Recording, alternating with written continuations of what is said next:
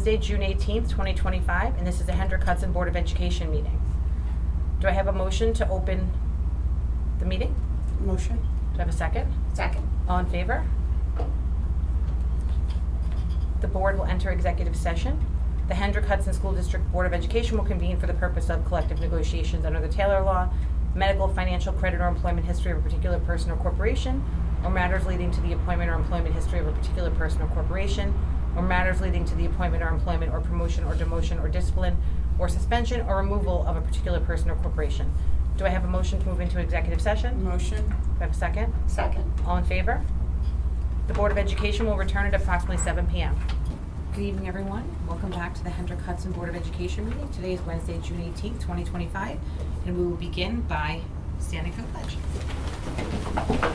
I pledge allegiance to the flag of the United States of America, to the republic for which it stands, one nation, under God, indivisible, with liberty and justice for all.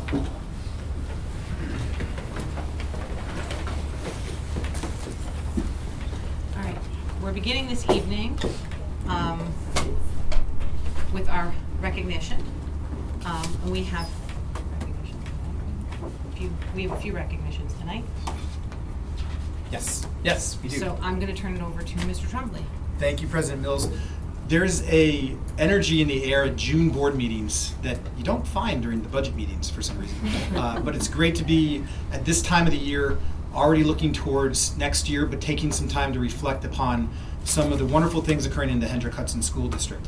For our first recognition tonight, I'm pleased to introduce our first ever, not first ever, I think this was a position that existed It did here a few years ago. 10, 8 to 10. But in the recent era, our first student ex officio member of the Board of Education.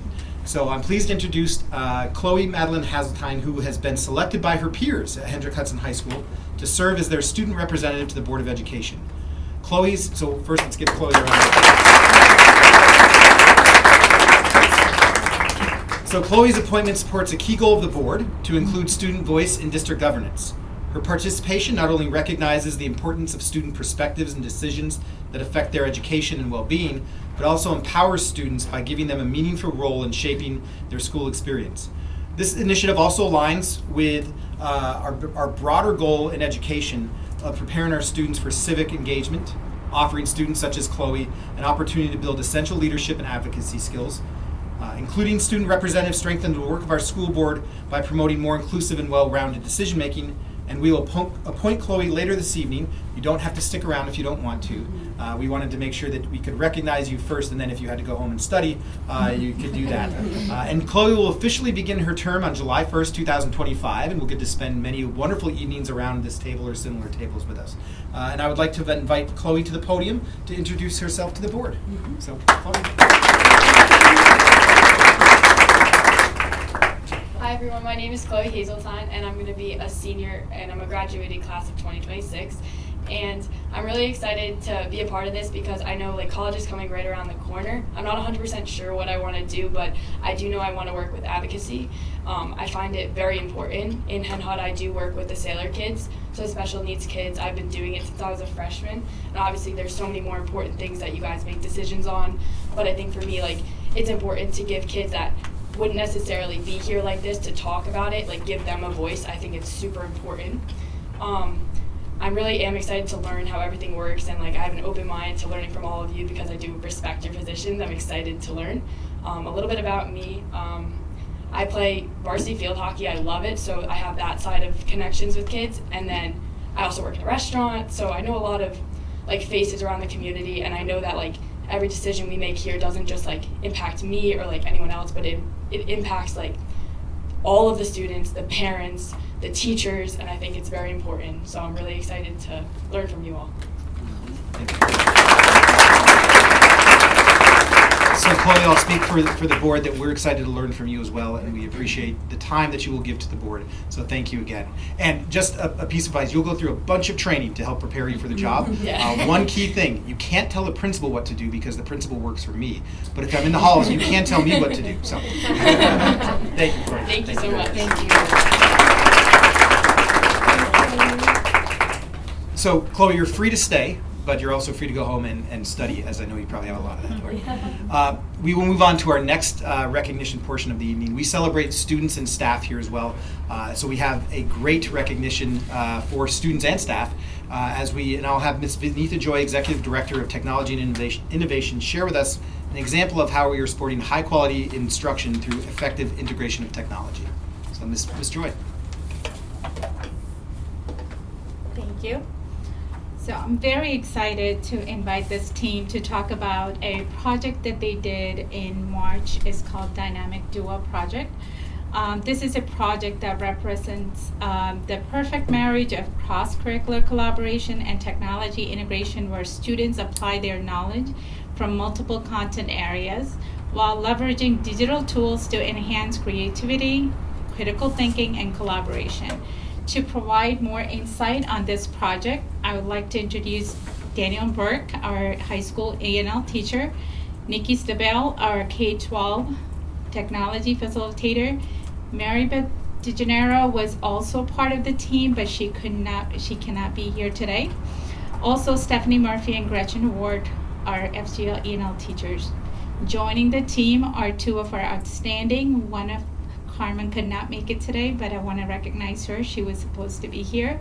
Outstanding high school students Victor Garcia and Carmen Romero, who has played an essential role in bringing this project to life.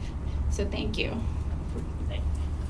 Yes, and thank you for having us. So this was a project that we did through the PNW, the BOCES Dynamic Duo series, and this is a great opportunity for E&L teachers and librarians to be able to work together to come up with a project to support our English language learners with reading and just being able to access curriculum in different ways that we might not be able to do on our own. So this was a year-long program where we met multiple times throughout the year at the PMW BOCES Center, and we workshopped a number of different ideas for programs and projects. And in our initial planning phase, we both knew that it would be really fun to pursue a project which would allow us to collaborate with another school in the district. And FGL was a perfect candidate. Ms. Murphy and Ms. Ward were extremely enthusiastic about the idea of us working with their 4th grade English language learners. So throughout the year, my students have been learning about elements of a story, which kind of breaks down to narrative arc, different types of conflict, characterization, and theme. And with these skills in place, we invited our partners at FGL to develop a story concept that our high school students would then expand into a detailed short story, complete with engaging characters and a well-developed narrative arc. And it was a lot of fun. We had our little guys were coming up with some crazy ideas that then our high schoolers had to then try to synthesize into something that was a coherent short story, and they had a great time. And Victor's going to share his experience in a little bit. But during our sessions also at the workshops, Ms. DeGennaro and I explored a number of different ways that our students could create their stories. And I'll hand off the next part to Ms. Stabell, because we're extremely grateful in getting her involved, and she really took this project off the ground and made it really exciting for our kids to create these stories with their 4th graders.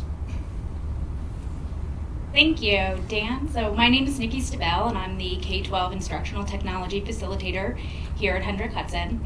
As you may or may not know, this is the first year that the district has had an individual in a role similar to this. So I've been honored for the opportunity to work in such a collaborative environment between the high school and Frank G. Lindsay.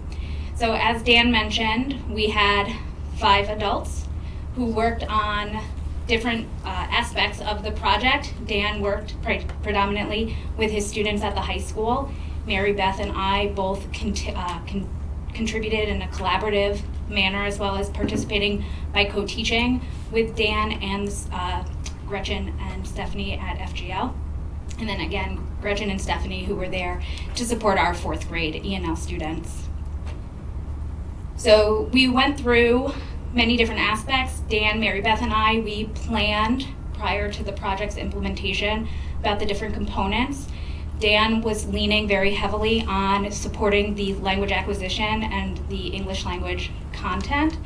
We met 3 or 4 times with our 4th grade partners We began using our technology tools after the students had the opportunity to brainstorm. And then at the end, right before spring break, we were able to have the 4th graders visit the high school at the library, where we were able to celebrate the projects that they worked on collaboratively.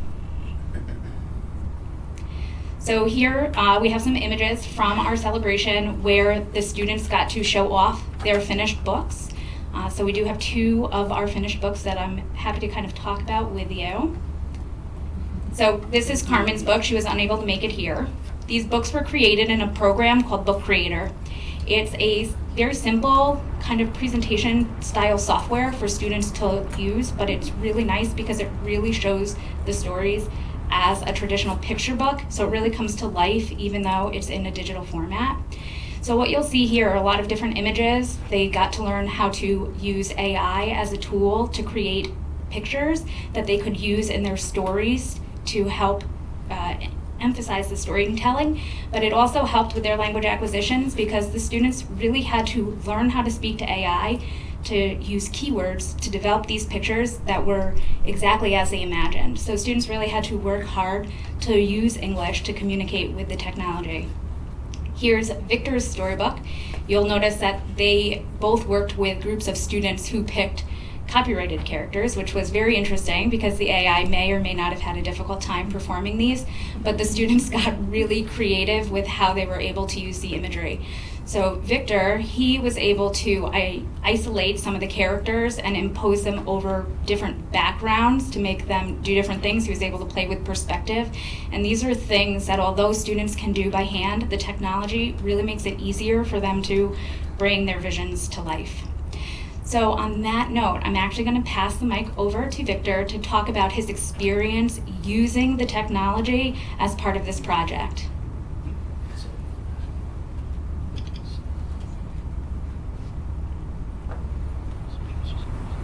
Okay, hello. I would love to introduce myself. My name is Victor Garcia. I'm at 9th grade. I'm from Spain. I just came back 9 months ago from there. And I would like to talk about what did I learn about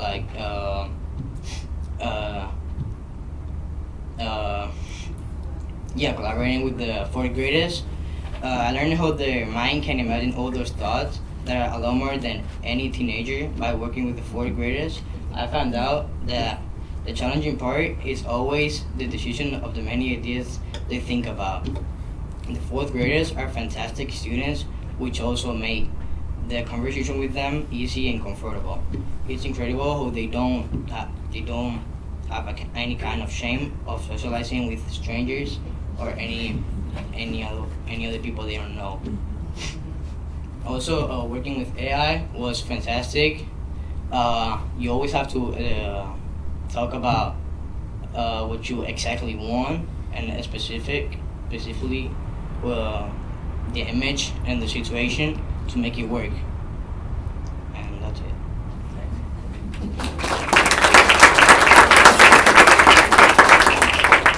Okay. So since Carmen wasn't here, we have her statement, which I am happy to read on her behalf. So I'm just gonna read this verbatim as if I am Carmen, so I apologize because I'm not Carmen. Hello, my name is Carmen and my partner's names were Liam and Jordan. Our story is titled, The Minions Meet the Moon. Working with 4th grade children was a super incredible experience. Being able to listen to their ideas and create something that they were excited about was one of my best experiences this year. To share this with them and see their great, super powerful energy and imagination that has no limits when thinking about adventures, trips, and moments of joy was a lot of fun.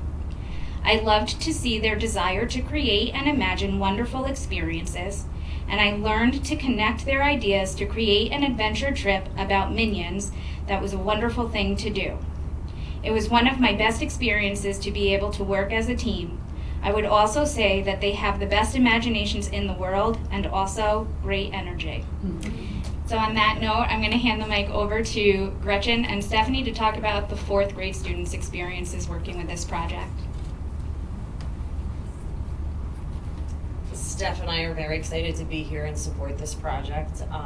Dan kind of started this year and came out of nowhere and had innovative, creative ideas out of the gate. So I have to say, it's wonderful to work with new teachers. When you've been here a long time, the energy is fantastic. So I give a lot of kudos to Nikki, Dan, and Steph.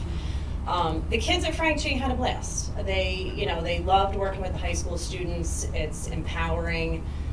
They felt special. Most of all, the project's fun, in a very structured environment that gets a little monotonous. So they had a really good time being creative, super motivating in general.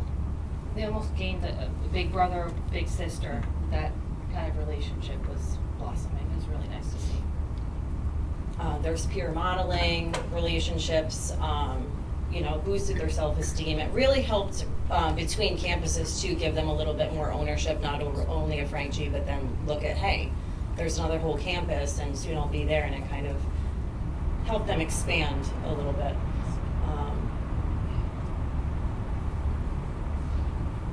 They had fun. Yeah. They really did. They really did. So Dan said, hey, how about we come over once a week? And then it was like, yay, it's Wednesday, it's our day. And of course, English language helps when you have someone to chat with that respects you, right? So the little kids learned a lot from the older kids modeling both Spanish and English, right?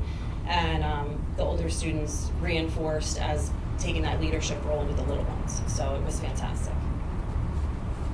So we have cultural exchange. So with the both ages and cultural groups, this project encouraged sharing backgrounds. While fostering respect and understanding. And as Gretchen said, language development. So the group, they practiced English in authentic and meaningful ways, which accelerated the vocabulary acquisition and language confidence.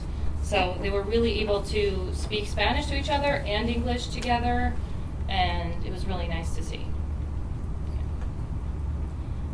So we wrote about their social emotional growth, so it built their empathy, leadership skills, and self-esteem. It was nice to see them just coming out of their comfort zone and just being able to talk to each other. It was really nice to see.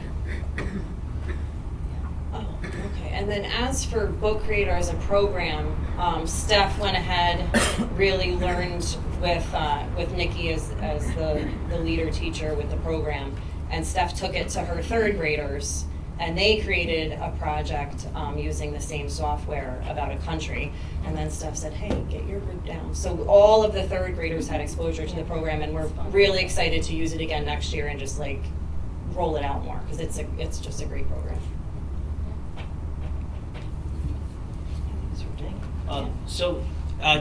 Just want to say thank you again to administration for being supportive of this, because there was a lot of moving parts, but once we got everything going, the kids really had a great time, and we do plan to do this again next year, maybe early in the year. We have some ideas for some themes. The kids the opportunity to be almost like a peer mentor to the younger students was a really great experience for them, so we want to get more students exposed to this, and we already have some ideas, so thank you again, we really appreciate it. Please stay at the podium. So, Victor, first of all, thank you for working with our fourth graders and for sharing your story. And not only do you get the benefit of being able to interact with some of those energetic fourth graders, but we also have a fantastic certificate that I'm going to present you with. Good job, Victor.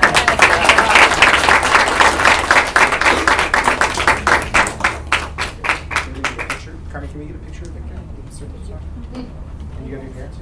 Yeah. Okay. Mom, Dad, we'll get a picture with Victor, and then everybody, all the teachers as well. So.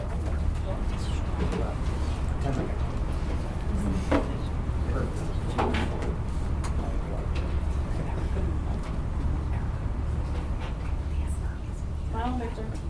You guys want to come too? So we'll have parents come up and all the teachers. Why don't you guys come up before the podium? Yeah.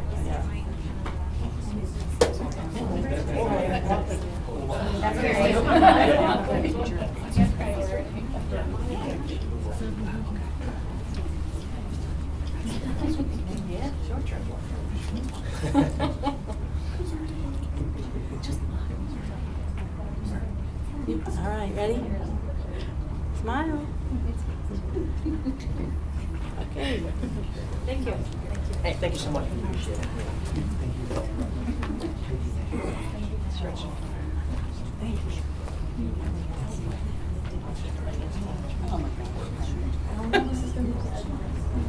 So as you can see, I know our presenters mentioned this, that there are a lot of moving parts. So I do want to thank not only Dan, Mary Beth, Nikki, Gretchen, and Stephanie for their work on this, the principals as well.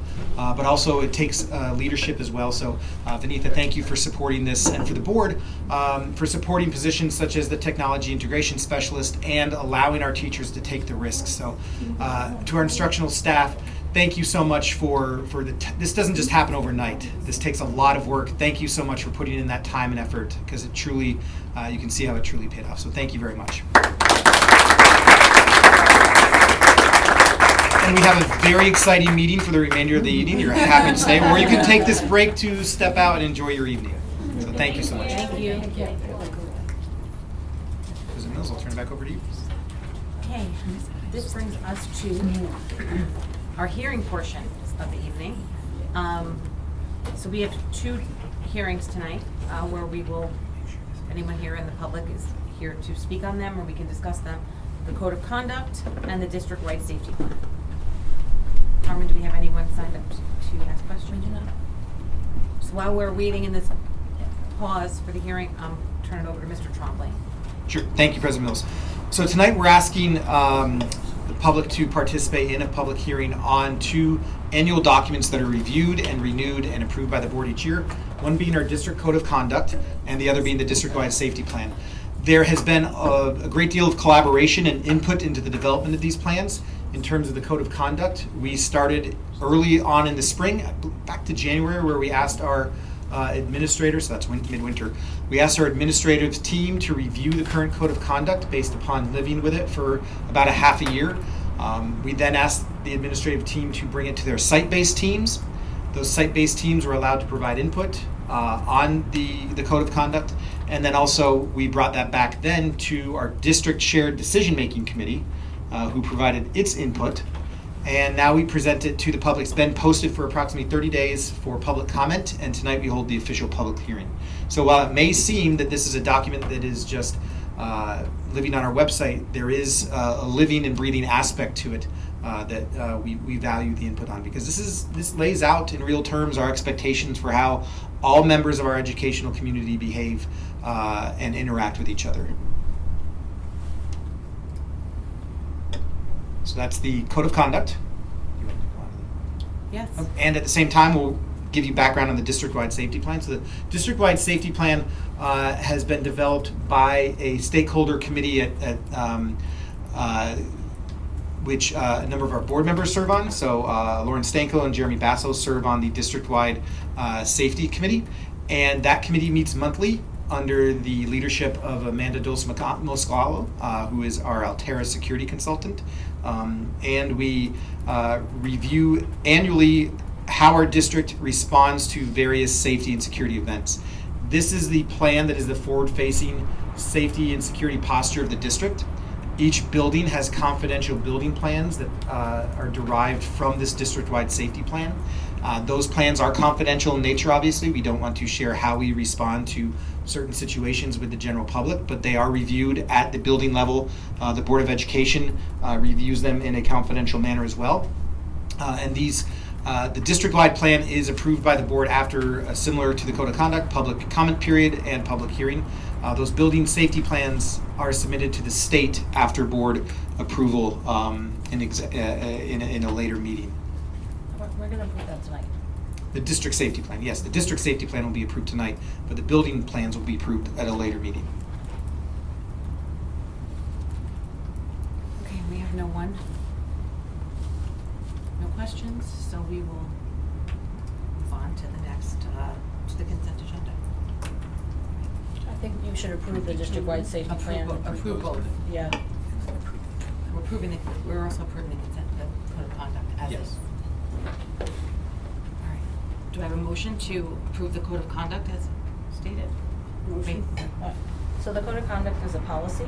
Yes. So it's down in the policy area. So Mhm. let's go to it during policy, because then you can either decide to How to waive the change. second reading of policy. You have to, so let's wait to do that in the policy area. It is, yeah, because it's not in both areas. Yeah. Just, Okay. this one, we're just gonna do the district-wide safety plan. Does it get changed from a draft, like once we Yes. approve it? Got it. So we'll go back to that. You're gonna do the district-wide safety plan right now, and then down in policy, we'll do the code of conduct. Okay. Do we have to have the code of conduct draft approved by July 1st? No. Okay. District-wide safety plan, then we will be approving. Do I have a motion to approve the Hendrick Hudson district-wide safety plan draft? Motion. Second. All in favor? Okay. And again, this district-wide plan is available for public review on our website as well. All right, and that moves us to the agenda. Do I have a motion to approve the agenda as stated? Motion. Do I have a second? Second. All in favor? Okay, this moves us to the hearing on the public on non-agenda items. Is there anyone? There is not. Okay, thank you, Carmen. That moves us to the consent agenda. Does anyone have anything to pull from the consent agenda this evening? I do. I do too. Jeremy, 6.5 professional personnel. making a motion? Motion to pull 6.5 professional personnel. Do I have a second? All in favor?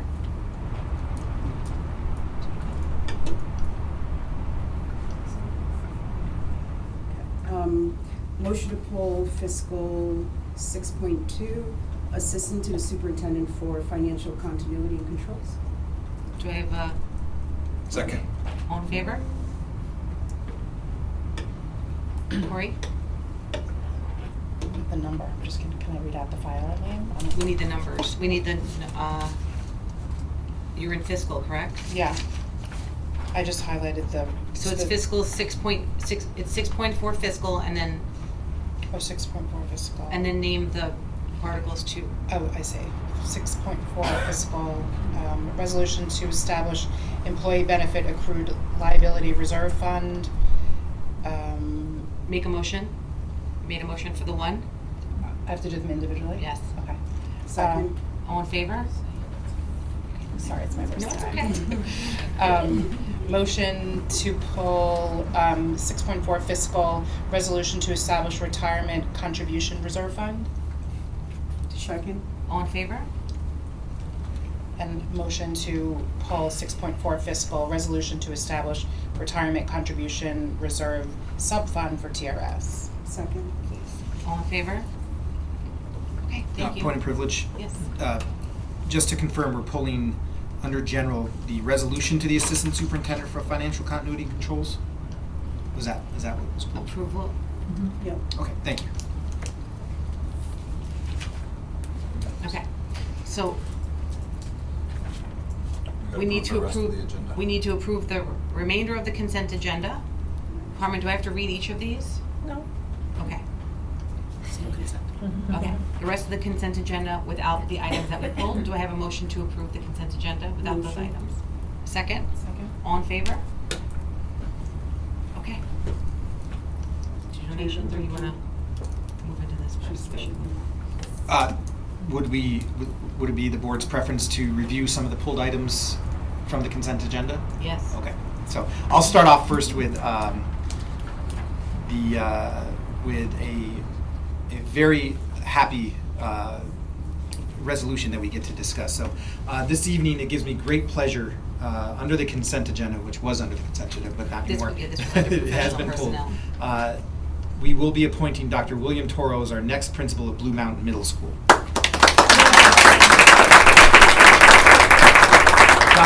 Dr. Toro is joining us tonight, and he brings with him a strong record of educational leadership and a deep commitment to student growth, staff collaboration, and community engagement.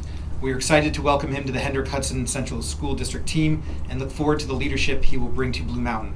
Dr. Toro is joined by his wife tonight, Nicole, and we're very excited and grateful that they could both be here for this special moment. At this time, I'd like to ask Dr. Toro to come to the podium to say a few words. Thank you, and thank you, Mr. Trombley. Thank you, Board of Education. Thank you, parents, and thank you, students, community, and thank you to my beautiful wife and my beautiful children at home. who are probably keeping their grandma and grandpa awake at the moment.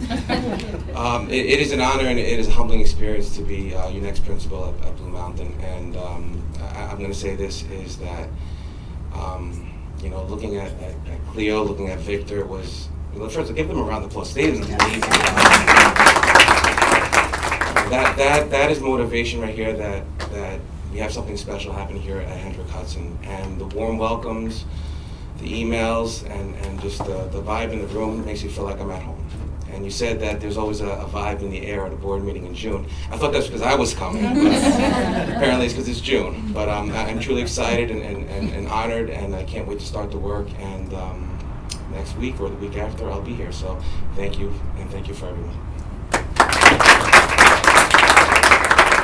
Thank you, Dr. Toro. So yes, the vibe in the June air is excitement for great events such as this. So we're very thankful that you've decided to join our team. And it is my recommendation for the board to act upon the resolution to appoint Dr. William Xavier Toro as the next principal of the Blue Mountain Middle School. Motion to approve. Second, professional personnel. Professional personnel. 6.15. The appointment of Dr. Toro. 6.15. 6.15. Second, all in favor? Great. Thank you. Could we take a moment to take a picture? Of course. Your pictures. Appreciate it. Thank you so much.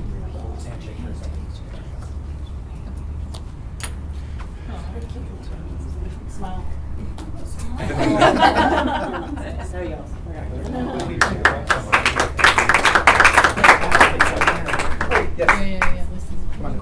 Oh, good.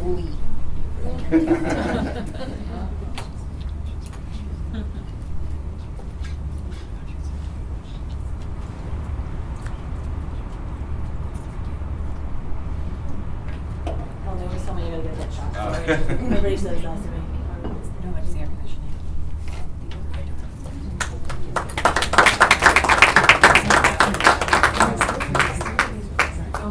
Thank you.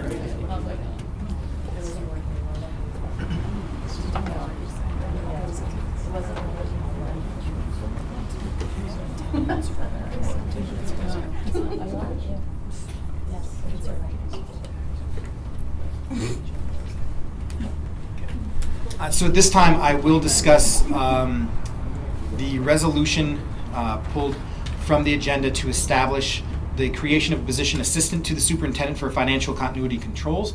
This recommendation is being made to support our financial operations throughout the district. We have a commitment, and previous boards have had a commitment to ensure transparency, fiscal responsibility, and long-term fiscal stability moving forward. And this position is a position that I'm recommending to support that for a temporary part of time in the 2025-2026 school year. The position is also recommended by a recent internal audit that internal audit that recommended that there is a thoughtful transition as we welcome on Kimberly Roaring, our Assistant Superintendent for Business, taking over for Ms. Jill Figuerella, who's currently serving as our interim Assistant Superintendent for Business. That recommendation has been a frequent recommendation on previous audits, and we want to make sure that we adhere to that. In our particular situation with the loss of revenue from Indian Point, we have been making a conscious effort to provide financial projections to make sure that there's long-term financial stability, and this position will foster and allow Ms. Roaring to focus on building key relationships with stakeholders, learning the operations of the business, at the same time that we have a plethora of tasks that the business office engages in over the summer. For instance, we start our internal audit closing out this school year from a financial standpoint, occurring before Ms. Roaring even begins. So we want to make sure that we have a seamless transition between Ms. Figuerella and Ms. Roaring, and this position will enable the district to do that. And I'll yield any questions, if there are any. No, but thank you for explaining. And so it would be my recommendation to approve the resolution establishing the position of Assistant to the Superintendent for Financial Continuity Controls effective July 21st. And just as some context, this would be a temporary position to support that transition. It would not be a permanent position as it stands right now. It's recommended for up to not to exceed 120 days to support that transition next year. Do I have a motion to approve resolution assistant to the superintendent for financial continuity and controls? Motion? Do I have a second? Second. All in favor? Thank you. And then finally, the board through ballot action this past spring did pose to the community the establishment of certain fiscal reserves to support that long-term stability and financial operations of the district. And we are making recommendations to fund those established reserves this evening, and I'll ask Ms. Figueroa to explain some of that detail. All right. So as the community approved those the budget, I will be recommending that we establish reserves as part of our closeout for this year. And right now we only have the reserve for the Indian Point funds in our reserves. We also have established a repair reserve. These are from the past, but as we are learning that we are having to pull from reserves to balance budgets from year to year, it's important that we also establish reserves to cover some of our other expenditures should there be economic downturn at some point. And I think this is a responsible thing to do. So we're recommending the retirement reserve. Actually, we're just establishing it. It's not really a recommendation. It doesn't have to be voted on by the public. What it's doing is allowing us a place to park our reserves in, not just put it all in one bucket, and to make sure that it's designated for certain purposes. So one of them is the retirement reserve, and there are two. There is the teacher's retirement and the employee's retirement reserve. These are significant expenditures from year to year in our budget. They are also somewhat unpredictable. The percentage or the contribution that the district pays towards those reserves fluctuates from year to year. And this can be a place where we are stuck in the budget for trying to find funds from year to year to fund those things. So the teacher's retirement reserve, there's a limitation to this reserve. Our annual contributions are limited to 2% of the compensation that we pay to teachers annually, and we can't exceed 10% of that over time. The employees' retirement reserve does not have a designated amount that we can go up to. Right now, we're at 0, so we'd like to put some money in there with remaining funds from our spending, fiscal spending, savings from the annual budget.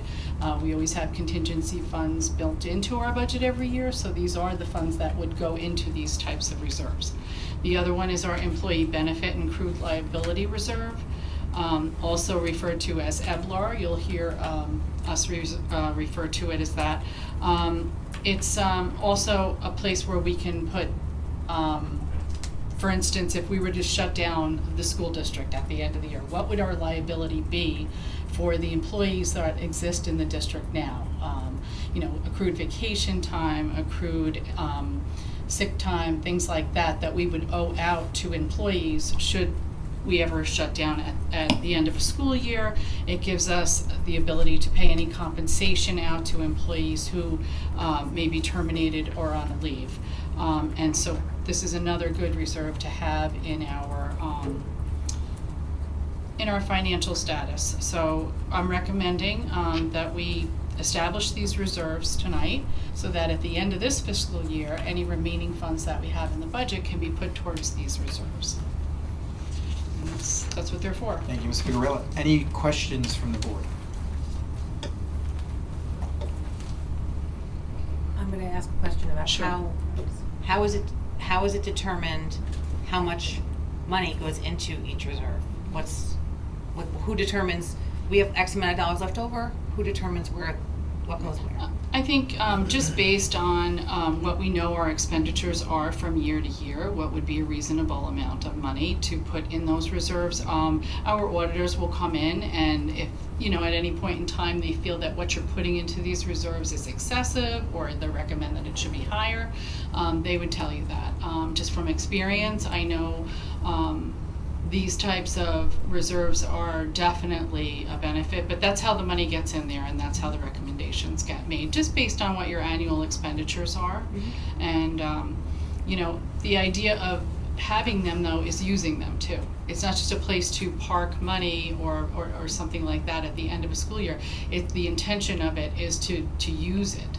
So from year to year, anything that we appropriate towards these reserves, there's actually, entries that need to be made to show that the district is using the funds, not just placing it in these reserves. And how do you act on using those reserves?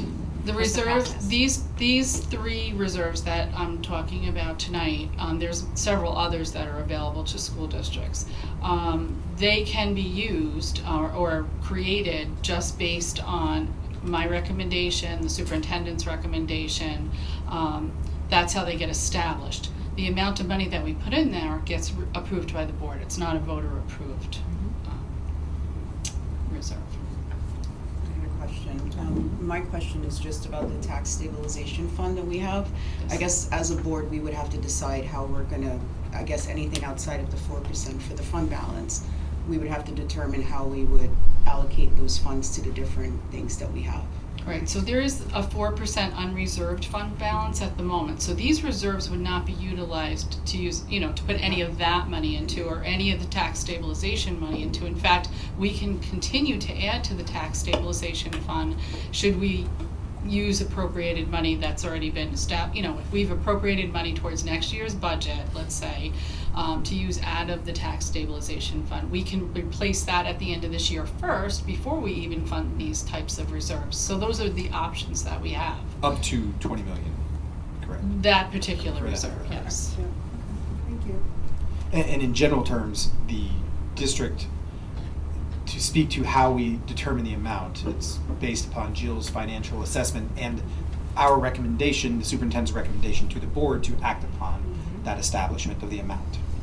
Right. And for instance, the EVLAR, we would not be able to put into that reserve any more than what our liability is at the end of the year. So I can't just say, let's put $1 million in there because we have it left over. It can only be established to the extent that we can back it up with paperwork. And if you've been paying attention since the line-by-line budget, you know that the EVLAR is my favorite acronym. Yes. I'm already on. I think you turned it off. Hello. I just wanted to confirm, so these three resolutions currently don't have a dollar amount attached to them? They do not. They do not? No, tonight we're gonna recommend that. Just the establishment of Right. them? And Well, then the next step, sorry, go ahead. I'm gonna recommend the establishment, but I also, as part of my responsibility as the Assistant Superintendent for Business, before the end of June, I have to make a recommendation based on what I know at this moment and what I think we may be able to reserve in them. That's part of our audit. It would be wise to right now, otherwise we get written up for not making a recommendation. So I'll make a recommendation for up to a certain amount. Mhm. We know we don't have to put those amounts in there. When the audit is completed in August, we then finalize and make those amounts. Because at that point, you know exactly what we Yes, have left over, exactly. and you can make a realistic. Right, this is gonna And then be. we vote on it at that point? No, you The wouldn't vote amounts? on it at that point at all. That wouldn't be required. The amounts are not required to vote on? No. Okay. So the board's edification, if you look at each resolution, the second to last paragraph of each resolution says that dollar amount there. Right, that's why I was a little confused. So the dollar amount is there for what? As a, So I have to establish an amount. As a recommendation. Yeah, as a recommendation up to a certain amount, and it has to be a realistic amount of money that I think we're gonna have left over in the budget. And then through our financial reporting each month, you can see that that balance of that, correct? Oh, yeah, you'll see the reserves are existing, they'll be in the audit report. They're not being, they're, only the names of them are being established with an up to amount for tonight.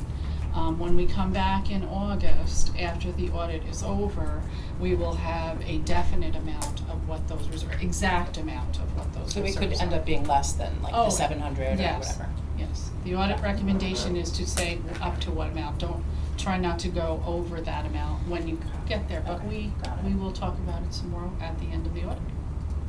Great, thank you. And this is, so just for background, in December of 2023, we concluded an audit that we had done. We had someone we had Don Hoffman come do a review of our financial situation, and it was brought to the board's attention at that time that we needed to, it was recommended to us that we establish reserve funds at that time. So Right. this is working towards that goal, because we were holding it all in our general reserve balance. fund. So this is helping us make sure that we're solvent financially, but also making sure that the money is in the proper reserves. His presentation, I just went and looked at it again earlier today. It's not so specific, but it's pretty general. But at the meeting, I think there's legal reserves we don't Yes. have. There's a whole bunch of different pockets of reserves that we haven't established. So this is moving us in that. Yes, school districts are allowed by statute a number of different reserves to consider, and some of them have to be voted upon by the public to establish, others just are board resolutions. So the board has, since that presentation, has established a number of reserves to help with the intent of remaining stable and fiscally responsible going into the future. Any other questions? So at this time, I would recommend the board take action on the resolutions to establish the employee benefit accrued liability reserve, the resolution to establish the retirement contribution reserve fund, and to establish the retirement contribution reserve subfund for TRS. Do I have a motion? Motion? Do I have a second? Second. All in favor? Thank you. Thank you. I get to do so many seconds when Amelia's not here. Okay, the next is, we have to go donation, we had a donation this evening. Thank you. Donation. We had one donation tonight. It is the approval of the donation totaling $100 for the Barbara Katzenstein Scholarship Fund.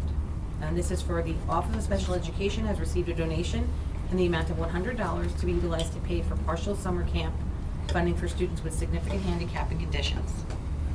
So thank you for this donation Thank you to for our everyone. students. Do I have a motion to approve this donation? Motion? Do I have a second? Lauren? All in favor? Right. Okay, that moves us to audience comments, hearing of the public on agenda items. Nope, okay. The next is our district goals update. Thank you, President Mills. So as Greg pulls up our presentation, I will take the board back to almost a year ago, 8 months ago in August, where we took time to identify what direction the district was going to take in terms of planning out measurable goals and objectives for the school year.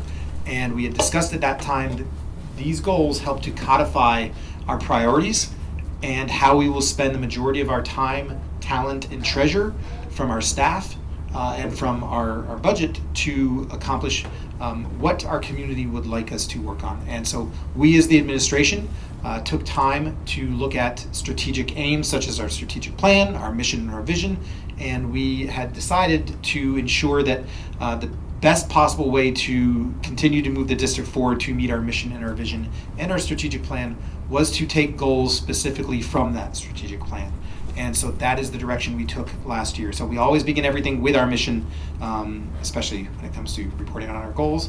The objectives of this presentation are to provide you with an update on our progress towards those goals. This is the second progress update. We did an initial sharing of what we thought the goals were. We provided a mid-year progress update, and this is our summative or end-of-the-year update on where we stand in terms of the goals. There's still a few weeks left in the school year, so we are busy working on all of those goals, but wanted to give you a status update as we head into the final days of the year. We also will discuss a process for setting our goals for the 2025-2026 school year. And Greg, we can go to the next slide. So did everybody get their homework? So I did send out a form to our board. I'll pull that up here real quick. I gave the board homework. So Chloe, be prepared for homework. To do it here. Yes. Yep. So what I will do is if you check your email, you should have received a lovely message from me earlier today. Yes. So if you have a chance to check your Hendrick Hudson email.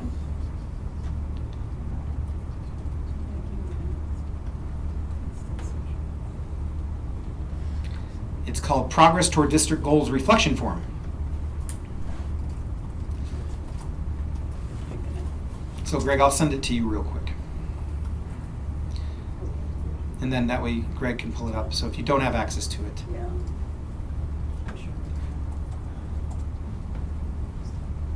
See, as a teacher, you always want to plan for misunderstandings or things not going the way you planned. All right, Greg, so I just shared it with you. If you can't open it, it should be access for everybody. So what I'm going to ask you to do once we are able to open that form is I'm going to ask you to think about any observed progress you've noted that the district has made towards initiatives in the strategic plan. In the form that you're going to be receiving, you have a web link to the strategic plan. I will show the public where they can find that as well while you're working on that. I also would like you to provide your feedback as to where the district should focus continued efforts, perhaps next year, in meeting some of the items in that strategic plan. So in essence, we're asking you, where have you seen us meet our goals this year, and what would you like us to work on next year? And also, any other thoughts or ideas you may have for advancing our district goals. What we will do with this form that we are demonstrating to the public, the lifelong learning aspect of being a board member, but also to help inform any questions you may have as we present our update, is in a few weeks, our administrative team will meet to begin to set out our draft goals, which we will then present to the board sometime over the summer. We will use this feedback that you give us from this form to help establish that. If you don't want to take time to, Greg, if you could scroll down right there. If you could take time to talk to your table partner, so that's the person sitting next to you, that's teacher talk, to reflect upon these three questions right there. We'll come back together in 4 minutes and 19 seconds. Go for it. Yes?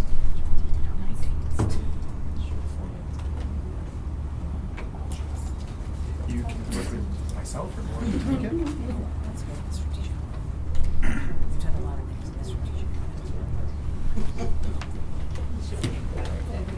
Where do you think we accomplish your goals? And where do you think we should focus?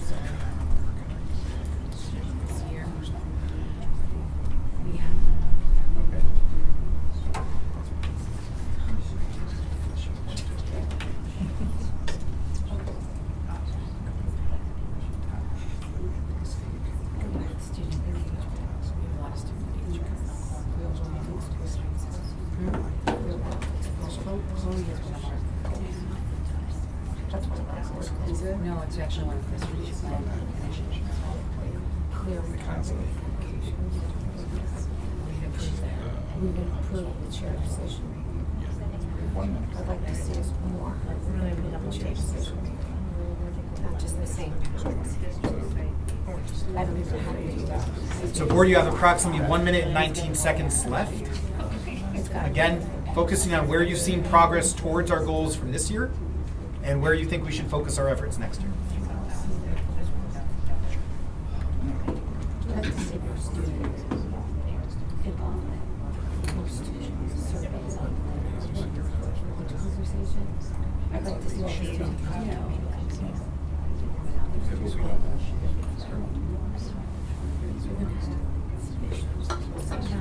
If you need a resource as to what are the goals he's talking about, it's linked in the top of the form.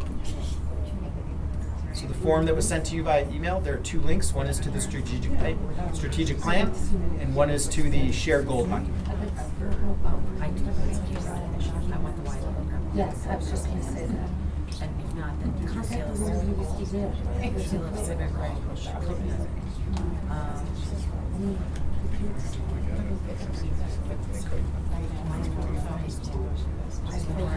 Further student engagement survey. And I'd like to see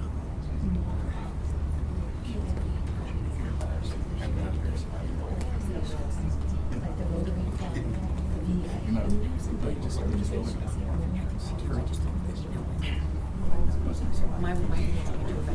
do we have that volunteer requirement for graduation?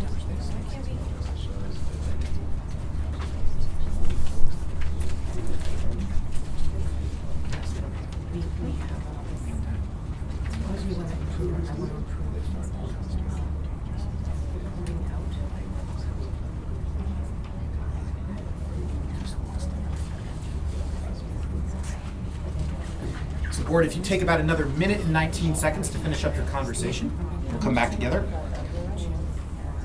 I will be doing that teacher thing where I ask people to share out.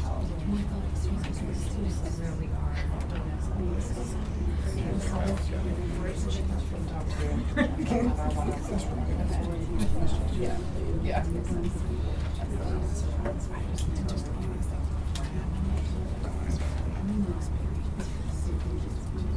About a minute left, board. Do I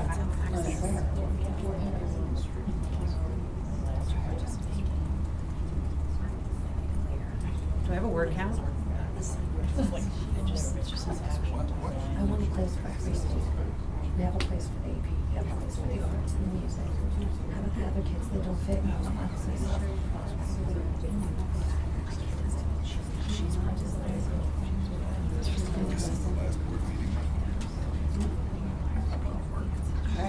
So we're asking our students to demonstrate their understanding of stated objectives. We're asking our board to do the same. We're modeling. So board, if you wouldn't mind taking about 20 seconds to finish up your thought, we'll come back together and we'll do a large group debrief.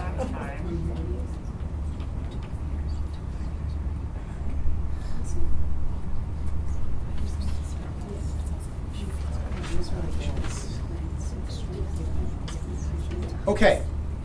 So board, thank you for taking time to indulge me in that.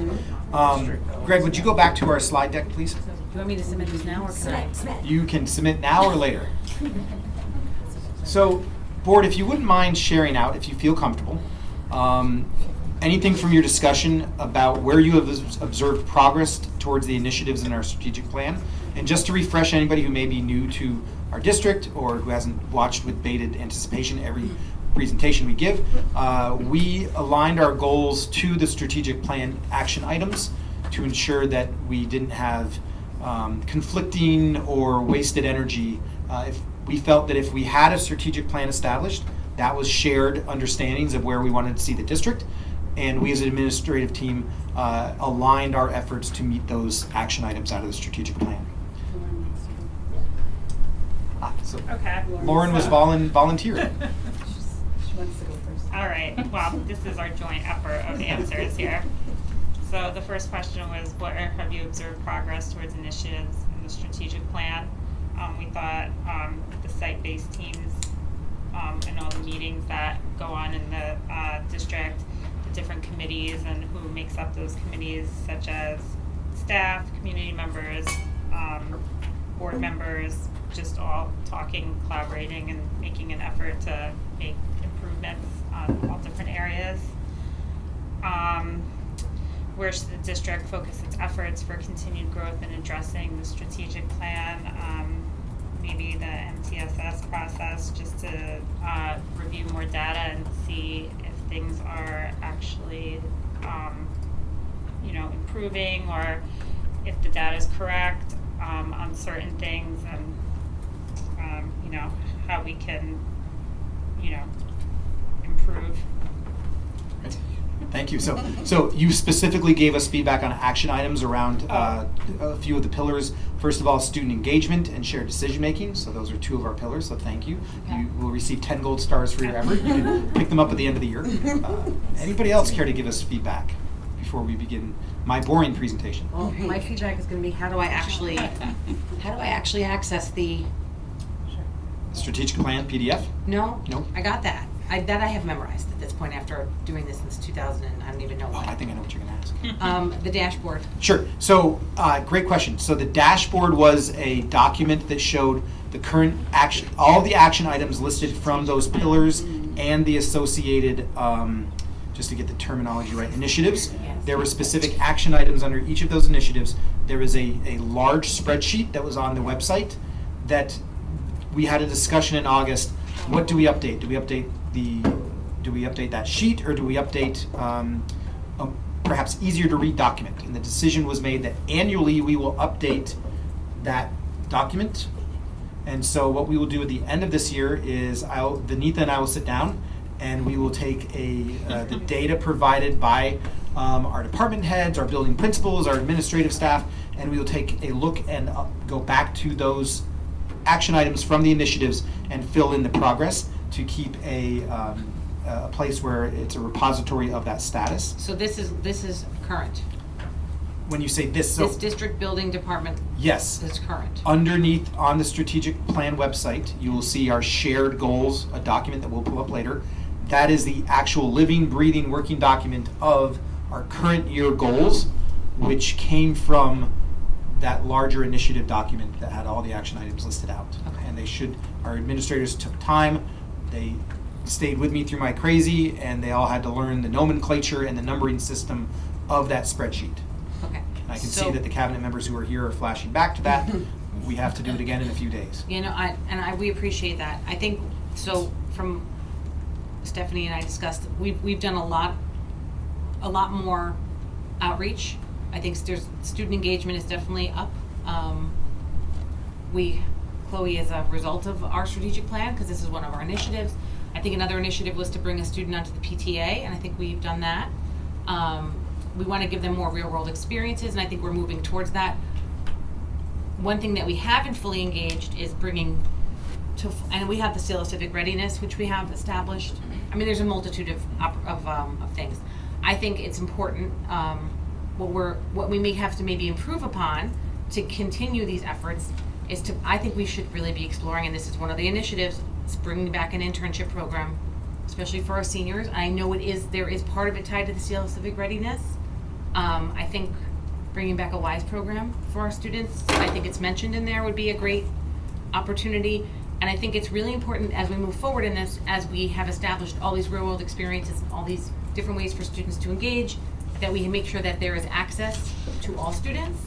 And I don't know how that's done because that's not my job, but so that all students know that there are opportunities for them, so that we're not getting the same students over and over again. We're engaging more students because there's some students won't raise their hand unless there's something they're really interested in. They don't want to give their time unless it's something they're really interested in. So that would be my feedback on that. And then shared decision making, site-based teams. I think there's always room for improvement there to make sure that we're reaching.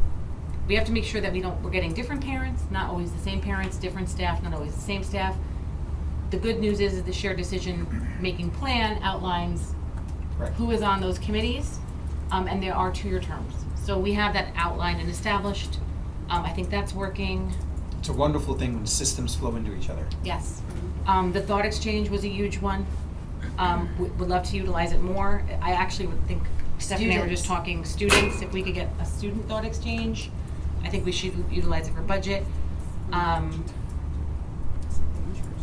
It's an easy way for parents and students to give quick feedback. Yeah, and I think people will get used to it. I think the more it becomes part of our culture here, people will get used to them, and you may start getting the same, 120 people, but it's better.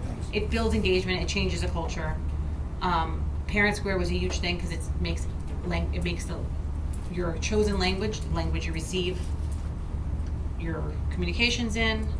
I think our communication overall has improved. I think we actually went a little bit further and get a lot of communication as parents. I only have one student in the high school, and I get a lot of communication. I would love, and I've been saying this since we were on the strategic plan, since we started doing this, that we really should look at bringing back HenHUD happenings, which is one email once a month on the first of the month that has every single thing from every activity in a building all the way down to the sports schedule in one email.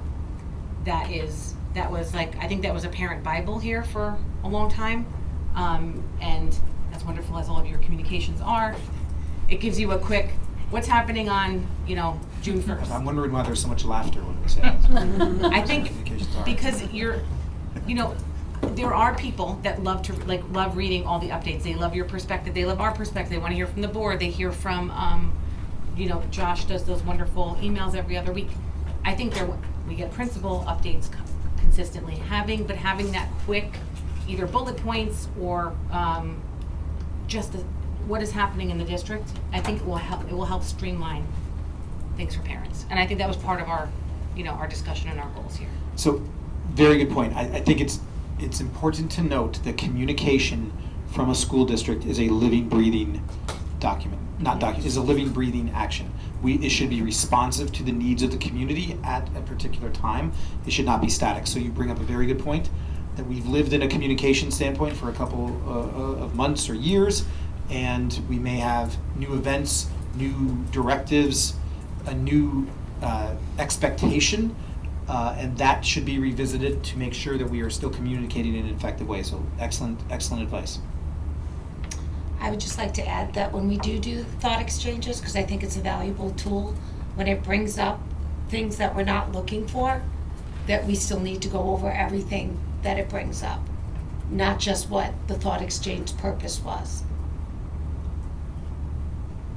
Thank you. Corey? You mentioned a lot of the things that I was going to say, but I like to focus on communication. I think that it's about quality communication, not quantity, and I do think that the parents that I've spoken to are quite overwhelmed by by the number of, like you said, number of communications. So it's maybe doing an audit to reach out, whether it's via thought exchange or it's some sort of survey of some sort, that really specifically asks people, what they're, because I think we tested out the thought exchange and it was a little bit wider than it maybe should have been to elicit the specific action steps that we could, because we know people want texts so I think that I was going to say, from a positive standpoint, just glancing through the strategic plan and being a parent in the district and being on the board, I definitely think we all have made major strides with the real world experiences. Just seeing all the activities that are done, that, the opportunities that, await my, the high school, it just seems nothing like when I went to high school. It just seems, what's happening right now? I'm listening. You lost His laptop. your laptop died? So I think that we're in a really good, did you need me to repeat what I said? Nope, I heard. And we also have the video too, so we'll review it as Okay, you'll play it back. And that's good, yeah, and that's the similar, I think the access, students have to know that it's there, and how do we bring them to that?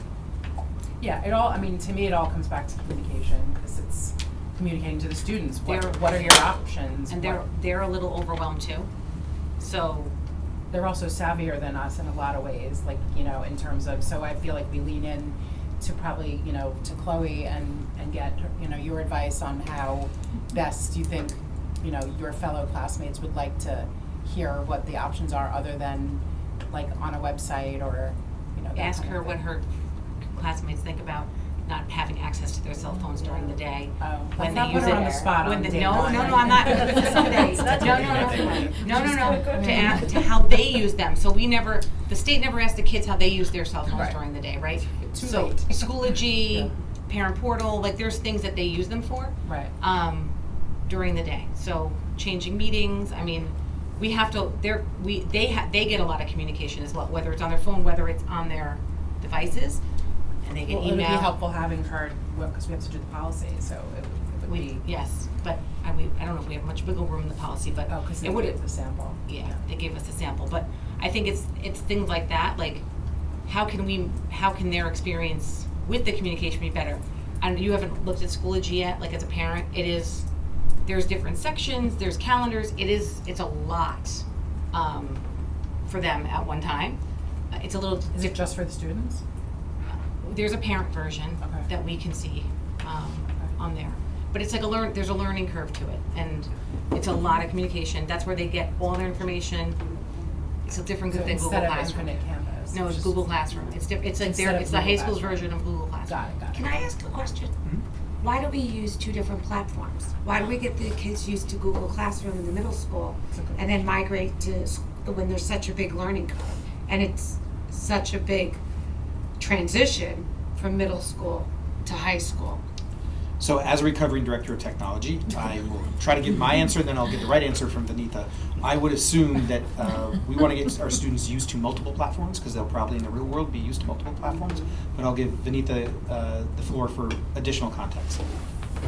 So, Schoology was already here before I came in, but we also have looked at that system before I came here in other districts. The way that I had tiered in my previous district was Seesaw as a learning management system for K2 for little kids. Then 3 through 8 was using middle school. 3 through 8 was using Google Classroom, and then phasing into a more college level type of platform. So Schoology is that. A lot of colleges don't necessarily use Google Classroom. They use Canvas. They use Canvas, or Schoology is actually used. I meant to say a lot of colleges don't use Google Classroom. They use Schoology. They use Canvas. So we wanted to give them that experience. I'm assuming that was the direction that high school was going in. We did have a lot of pushback at the beginning because I'm not exactly sure how it was rolled out, how much training was done. So we have done a lot of training. The first year that I was here with the teachers, I know they are now more immersed in Schoology than it was a couple of years ago. I honestly think it's getting them ready for college and career ready type of environment rather than Google Classroom. I know my kids use Google Classroom. It's not the best for that age group. So Yeah, that would be my and Schoology has like their clubs are in there. There's a calendar for their clubs, for their meetings, their tests. It is, and now that my son's in college, I have seen his Canvas account. I actually think Schoology might be better. Yeah, it's very but similar. It's similar, yeah, it's similar. The Schoology, for I had a thought here. The training for Schoology, when you go from the 9th and 10th grade, right? When they go from 8th to 9th grade, what does that look like? So I have tried. I can probably ask Lauren to fill in, but I know one of the things we have tried to do is building in some of that 8th grade. In 8th grade, we have talked about possibly transitioning to Schoology in some of the classes at the end of 8th grade, if that's a possibility. I have actually reached out to our STEAM club at the high school to do student-led training for incoming 9th graders. We haven't really put any of this in place yet, but these are some of the ideas that I have pondered. So there isn't a training It's also for Hen that. Hud Life is a component of Hen Hud Life. Yes. It's part of this Hannah Life 9th grade course.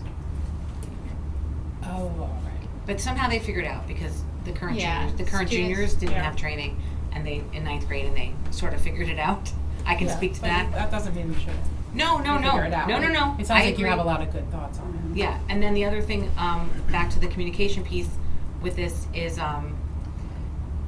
with Schoology, email, and Parent Square, and all these different platforms that we do have, is there any way, and I don't know, Benita, you may have the answer, is there any way for us to, like, to Corey's point about getting the right data, getting the right information, opening, how many people are opening the Parent Squares, how many people are commenting on, different things, or is there that kind of data that maybe we can look at to see what's working, what's not working, what's the most engaging, subjects, and to get a better idea of what communications our community values? So I know there was conversation this year from elementary school about printing report cards again rather than accessing the portal. And the concern was they're not looking at the parent portal. And we did run a report to see how many parents are actually accessing the portal, and they're actually looking at by time frame when the report cards are posted. It is a very good percentage. I think That are looking? That are looking. So just for that small percentage, I don't know if that's the right thing, is to flipping it. So board, it sounds as if you want us to really focus in on communication as a continued area of growth. So we will definitely make sure that is part of our goals as we focus on 2025, 2026. Please make sure that we do have quite a bit to do with the goals remaining, but I want to make sure we codify your feedback. If you have a chance to fill out that form, please do so. We'll also take the information from tonight as we prepare to meet as an administrative team in a few weeks. And so I did want to continue to move along to provide that update. Mm-hmm. So you can also, if you have other submissions where you see, okay, I didn't see any progress towards what I thought I wanted to see, you have the ability to submit as many times that form as you want. Okay. That we will have feedback. So Greg has pulled up both for the board and the public as a link in this presentation, a reminder that this is still a work in progress.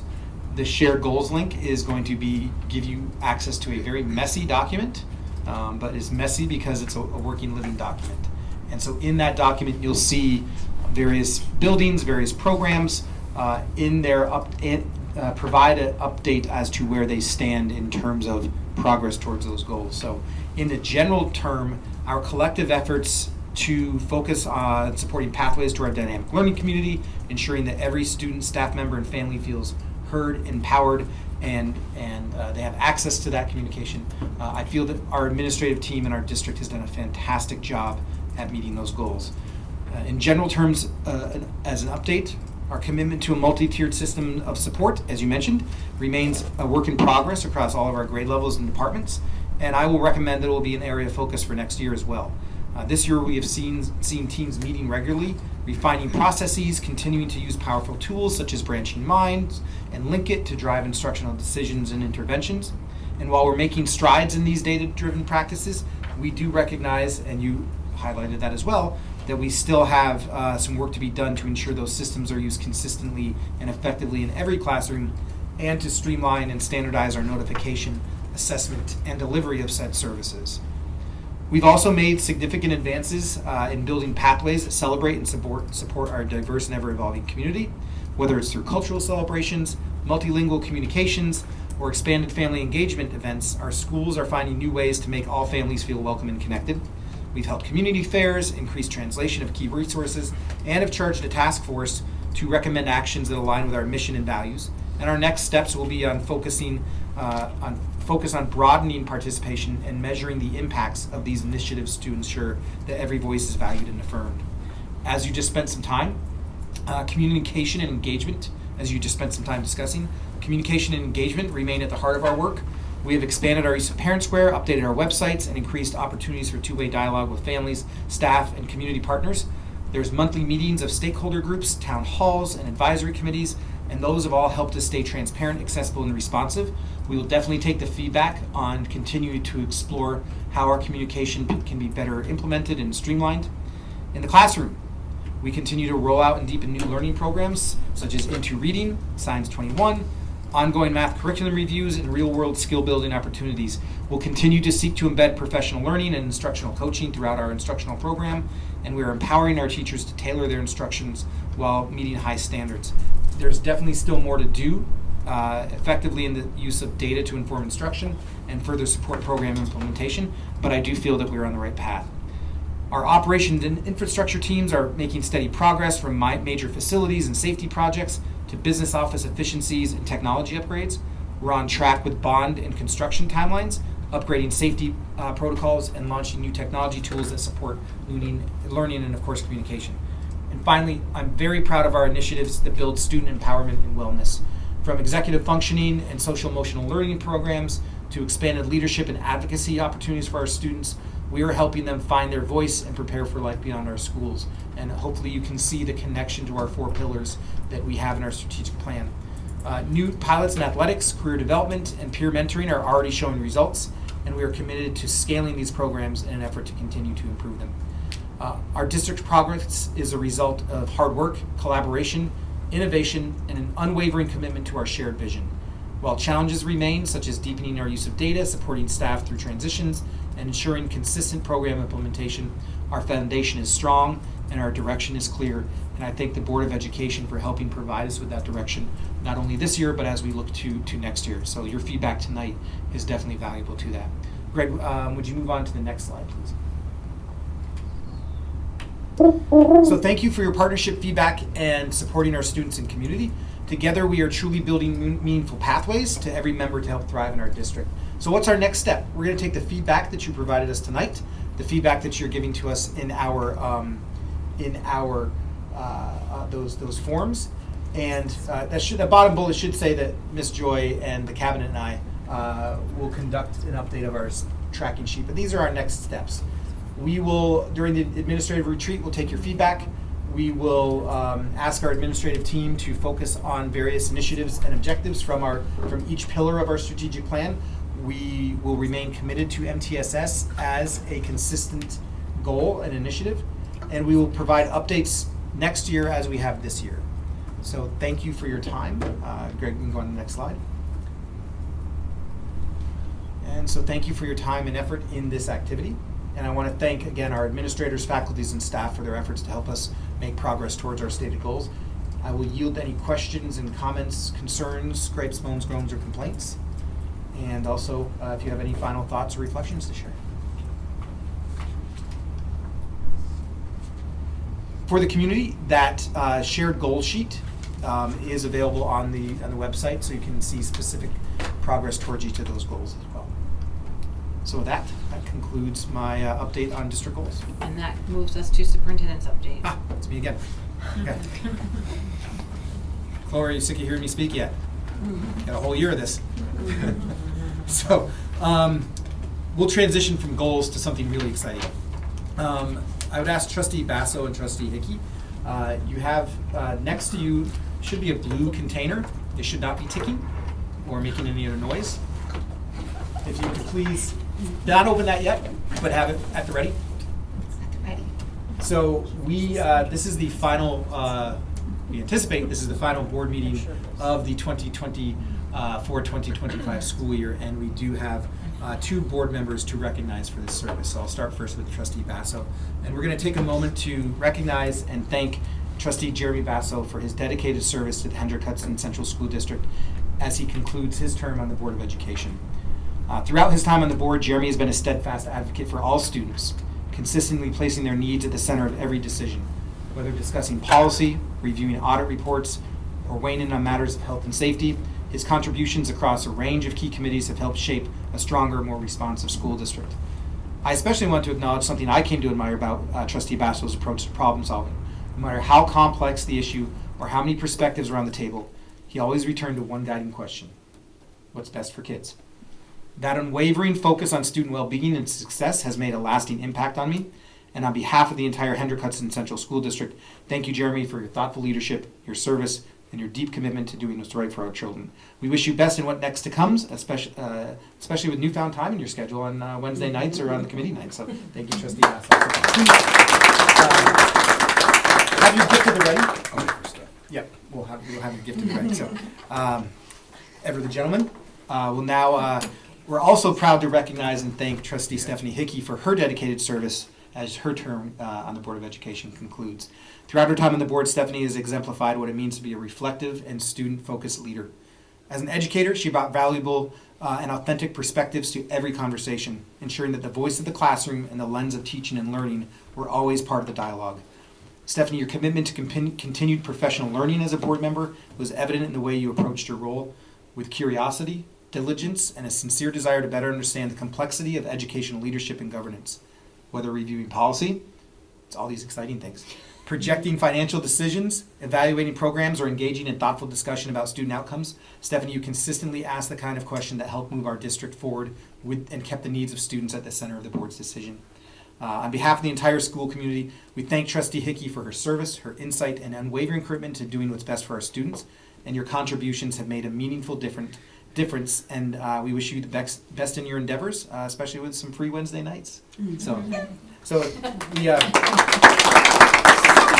have a small token of appreciation for you in the blue bag, and then a small token of appreciation for any partners that you may have in life in terms of flowers. So, Thank you. oh, and a cool certificate. Do you know, I just wanted to say that I ran for the board the same reason why I became a teacher. I wanted to make sure all kids received what they needed to be successful. And I didn't realize how hard it is to be up here and make decisions. Sometimes you make decisions and what you're really passionate about and what you think is best for all students can end up hurting kids. And I think that's where my biggest mixed feelings came from. So I just want to remind everyone that's up here that every decision you make has a yin and a yang and unintended consequences. And thank you. So every educator deserves an apple, and you now have your very own. Oh, thank you. Thank you. Thank Love you, it. Carmen, for designing this. You all It was Mike's idea, yeah. very. I just Should be did engraved all with the work. something. Are you sure it's not your wife's idea, Mike? I have creative ideas. Haven't you seen my slide deck? Thank you. Thank you. Would you like to say anything? No, I didn't Okay. prepare. Okay. So, thank you both. So just a reminder, all schools, right back to it, all schools will be closed for instruction on Thursday, June 19th, as we observe the Juneteenth holiday. June 19th, or Juneteenth, commemorates the end of slavery in the United States. I'm a recovering history teacher, so stay with me, folks. On June 19th, 1865, Union soldiers led by Major General, that's 2 stars, Gordon Granger landed at Galveston, Texas, with the news that the Civil War was over and that enslaved people in previously designated areas of rebellion were now free. While the day has been celebrated since in various forms, it was first recognized as a federal holiday in 2021, and Juneteenth is widely considered the effective end of slavery in the United States and still stands as a powerful reminder of the ongoing pursuit of freedom, equity, and justice. In our schools, Juneteenth offers an opportunity to reflect on this important chapter in American history and deepen our students' understandings of the values of perseverance, resilience, and the continued work towards a more perfect union. While we are off tomorrow, we are monitoring and looking ahead at the forecast for later this week and into next week, and closely monitoring the potential for high temperatures that may impact daily operations across our schools. Again, ensuring health and safety of our students and staff remains our highest priority, and want to share a little bit about the proactive steps we are taking in preparation for that. So in alignment to new state regulations set to take effect September 1st, we are proactively implementing procedures that reflect best practices for managing indoor heat in school settings. Specifically, when classroom temperatures reach 82 degrees, our schools will implement heat discomfort relief strategies such as turning off unnecessary lights and electronics, closing blinds or shades, opening windows or doors for ventilations when appropriate, and utilizing fans and hydration breaks. If indoor temperatures reach or exceed 88 degrees Fahrenheit, impacted spaces when they become no longer used when practical, and students and staffs will possibly be relocated to designated cooling areas within the building. We are also taking additional steps to support safety and comfort during this time, such as reviewing our dismissal procedures should outdoor temperatures necessitate schedule changes, considering rescheduling or relocating events, ensuring the presence of a school nurse at off-site outdoor activities, and preparing rotating cooling schedules for classrooms to move out of the classroom into that cooling area that if their classroom does not have access to cooling, to a space that does when needed. We've asked our building principals to convene their building emergency response, or BERT teams, not as cool acronym as EVLAR, but our BERT teams will be meeting to review their procedures and some building-specific events that may need to be adjusted depending upon the upcoming impact of any potential heat. We do appreciate the community's support and understanding. If conditions require adjustments, we will communicate as quickly as possible with families and staff promptly. The partnership helps keep us and our schools safe and responsive to changing weather conditions. Please do not hesitate to reach out to your child's principal or the district office if you have any concerns. Last week, I met with Town of Cortland Supervisor Dr. Richard Becker and Town Administrator Claudia Vehy for our regular leadership meeting. A highlight of that discussion was the outstanding work of 3 of our Hendrick Hudson High School students, Ms. Sophia Pereira, Michael Socorro, and Sophia Donikian. Thank you, Donikian. They are all participating, I'm sorry? And Sean O'Mara. And Sean O'Mara. Sorry, Sean. And Sean O'Mara. They were all participants in the Town of Cortland's Youth Advisory Council. As part of their work, these students were tasked with designing a program to connect local high school students with senior citizens in the community with the goal of promoting cross-generational learning and increasing social engagement of our older residents. Their ideas, including cooking classes, card game tournaments, art workshops, were not only engaging but practical. The students took the extra step of collaborating in advance with the town's recreation department to begin a pilot program for senior center upcoming offerings. At that meeting, Dr. Becker also shared some news about the cell phone tower. The cell phone tower at the train station is nearing completion, which will help upgrade and enhance our cell phone coverage in an area that has not had any, and it will help us to communicate during emergencies, so we appreciate that partnership there. We also discussed shared concerns about the limited effectiveness and direction of the Indian Point Decommissioning Oversight Board. In response, we are planning to host, we have to reach out to the Decommissioning Oversight Board to recommend that we host the next meeting at the Buchanan Verplank Elementary School to recenter the conversation on the impact of our schools. We also discussed the opportunity to integrate the Town of Cortland Board's presence in the planning process of our upcoming centennial celebration, helping to raise awareness and strengthen our community partnerships. This is a monthly meeting we have, and I greatly value the collaboration with the town leadership, and will provide a similar update during this week's when we do meet with the town of Village of Buchanan as well.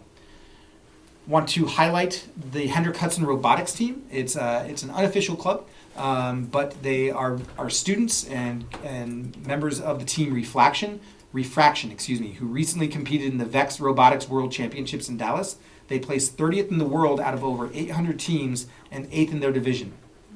Team members Nick Lowy, Matthew Mason, and Max Parker and Braxton Schultz earned 11 awards this season, including the prestigious Excellence Award and at the New York State Championship, automatically qualifying them for that World Championships in Dallas. We commend the team for their dedication, innovation, and outstanding representation of our district on a global stage. We are proud to recognize Anushka Gur as well, a 4th grade student at FGL, for her outstanding achievement at the New York State School Music Association Spring Evaluation. Anushka's performance as a level 3 piano soloist earned a perfect score of 28, receiving an outstanding evaluation. I believe she performed Fior Elise. According to her music teacher, Miss Juliette Sorcelli, Anushka was the only elementary student from Henhud to participate in this year's festival, a distinction she has earned for 2 consecutive years. Her dedication to piano, which she has been studying since kindergarten, is truly commendable. So congratulations, Anushka, and to your family on this remarkable accomplishment. We wanted to take a moment, if you had visited the district office recently, you have seen some of our fantastic artists at work. Magda Przybylowska. It's very close. Przybylowska. Yes? Sorry, Magda. As she prepares to graduate, Magda has left behind a legacy of creativity and service. She contributed original artwork to support the art and music departments in her history here at Henhud. She also designed signage for events such as pumpkin pops and music program covers. Most recently, we asked her to create a sign, which is now displayed in the district office. It is a wonderful sign. We should have a picture of it in one of my upcoming updates. I believe Magda's being camera shy, though. Yes. It was last week, yep. And so you can see that it was a very well done welcome sign that included a pencil focusing us on our academic pursuits. And we thank Magda for her talent and dedication. And just know, Magda, that your impact will be felt long after you graduate here. Magda, we had 2 seniors this year design the covers for the fashion show. And one of them was Magda. Magda she designed it for the back. It actually went the back and the inside. And I was able to, because I designed it, I was able to use her artwork throughout. And then Ember Bates designed the other cover. And then I will go back to Magda. When she was in the 5th grade, she was part of my yearbook club. And I worked with the kids directly all year long, 2 Fridays a month, and we designed yearbook covers. And I will never forget how excited she was. I gave them all prompts. We came up with the vision and a cover, and she was a big part of that. That way the kids had input. So, and I remember her drawings and her perspective all the way back then. So, anyway, thank you, Magda. This is the fun time of year where we get to celebrate a lot of our students' successes in the academics, in the fine arts, and music. There's apparently a huge storm outside. Yes. We're keeping you safe by being in here. Last week, Ms. Scollins and I had the pleasure of joining Oakley Googleman as she received the Chamber of Commerce Scholarship. The Hudson Valley Gateway Chamber of Commerce Scholarship Breakfast was held on June 13th at Graymore, and we were represented in a fantastic manner by Oakley Googleman, who was honored as the district scholarship's recipient. Oakley was selected from among 80 applicants for her strong academic record, leadership, and community involvement. She plans to study psychology at the University of Tennessee this fall, and she had mentioned that she was not looking forward to speaking in public, but she did a fantastic job and represented Hendrick Hudson with poise and grace. We congratulate Oakley on this well-deserved recognition and wish her continued success. From academics to athletics, we get to celebrate our flag football team, our girls' flag football team, who was honored with a visit to the New York Giants facility. Fresh off their Section 1 win, the Hen Hug flag football team was invited to the New York Giants training facility on June 11th. Led by coaches Craig Solomon and Dina Bertolini, the team met Giants players. Jameson Winston, Darius Slayton, I think, were on the docket. From what I understand, Jameson Winston was a hit of the visit. He was charming and engaging. Head coach Brian Dable was there as well, and also co-owner John Mara. The visit included a trophy presentation, photo ops, and a series of relay games, which Hendrick Hudson won, which earned them an automatic re-invite to next year's celebration as well. So the memorable experience capped off an incredible season for our student athletes who continue to represent our district pride and excellence. Still more recognition. We recognize George Garcia Sagastume, who is a Hendrick Hudson High School junior. He's close. George was named the 2026 Horatio Alger New York Scholar, earning a $10,000 scholarship. This is a national award that recognizes students who have overcome significant adversity and were committed to earning a bachelor's degree. George plans to study criminal justice and will be the first in his family to attend college. We are proud of George and congratulate him on this outstanding achievement. Just a reminder that there is New York State has signed into legislation a bell-to-bell ban on personal internet-connected student devices. Be on the lookout tomorrow for perhaps a thought exchange from me in my weekly update to gather input into what a policy might look like at Hendrick Hudson that best fits our community here. So I have rambled on for far too long, but there's so much we can celebrate about our students. We just could not let the year end without doing that. There are no questions requiring follow-up at this time. My children should be in bed by now, so if they're watching, go to bed now.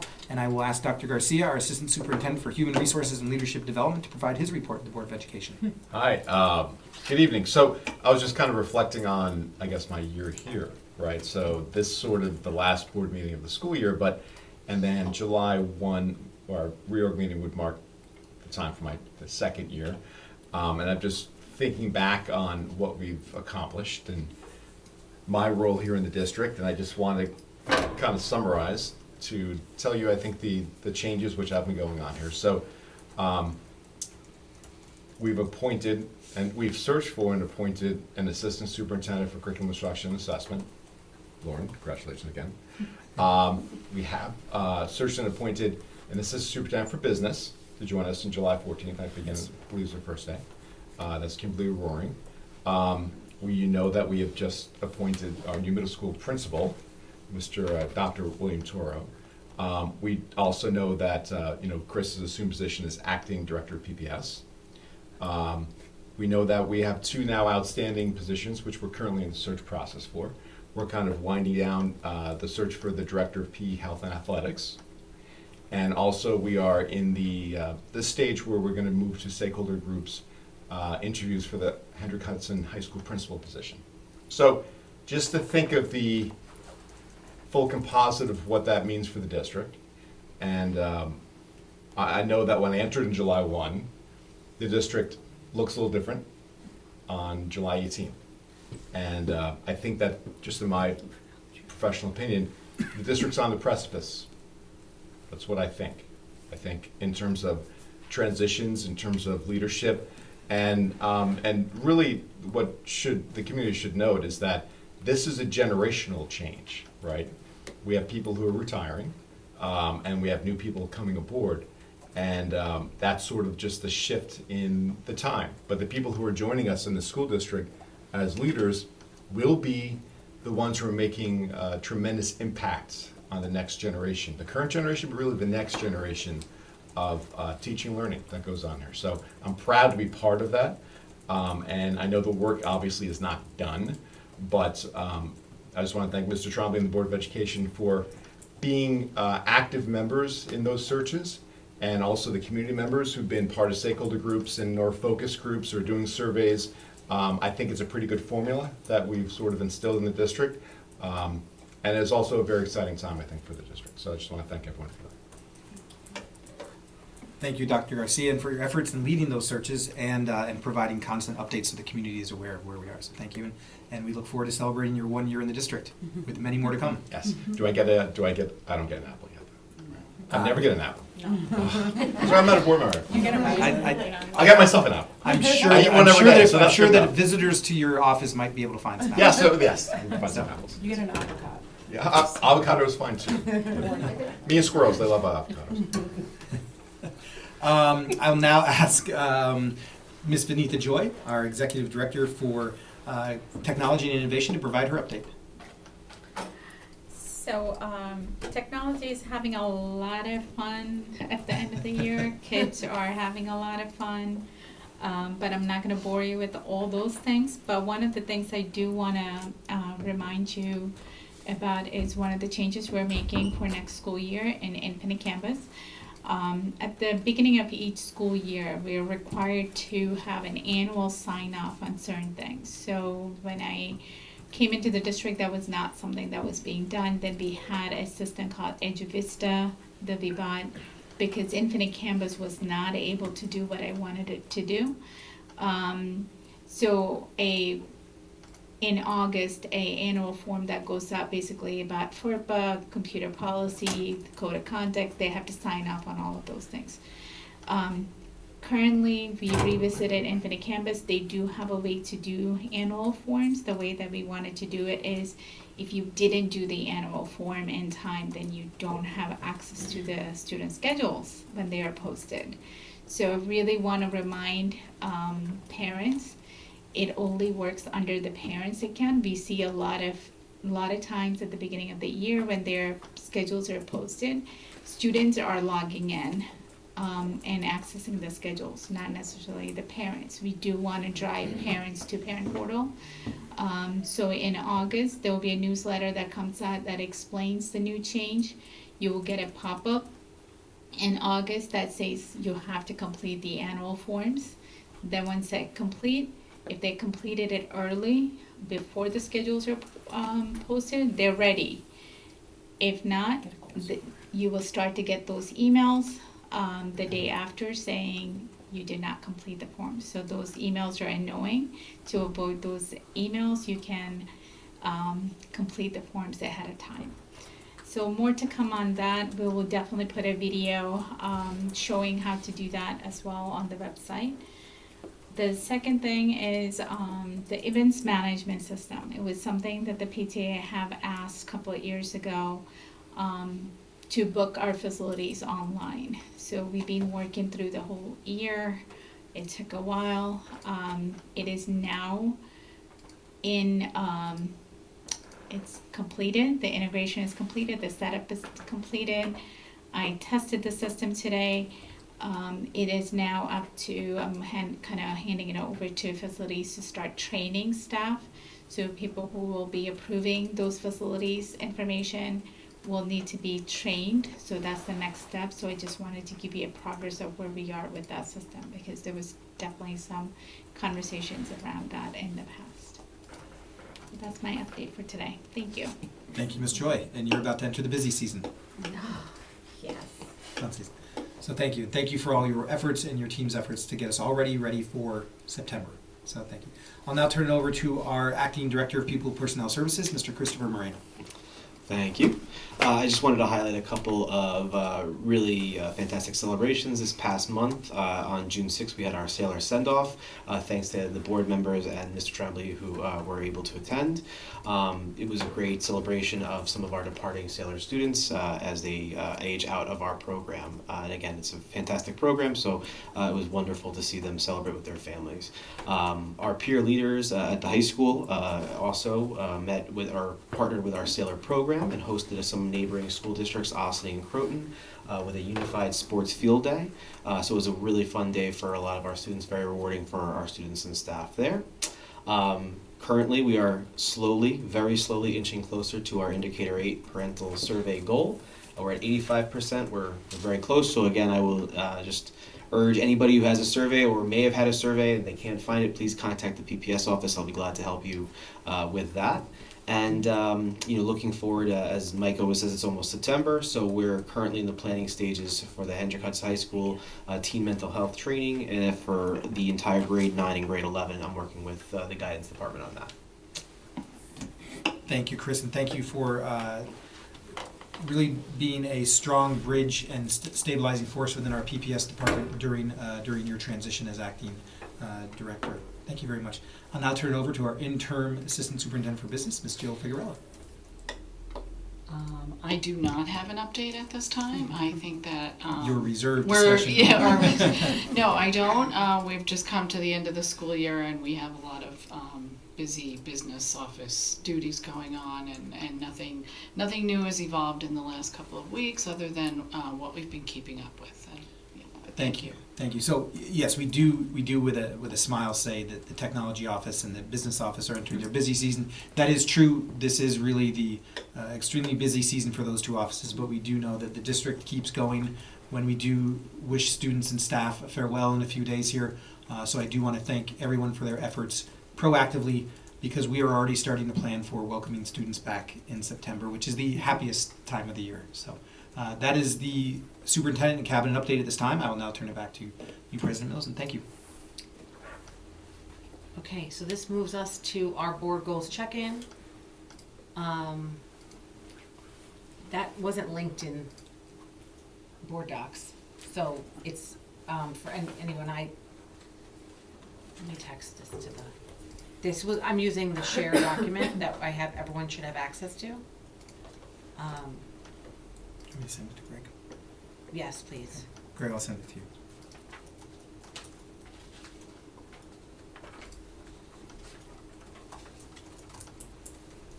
Okay, so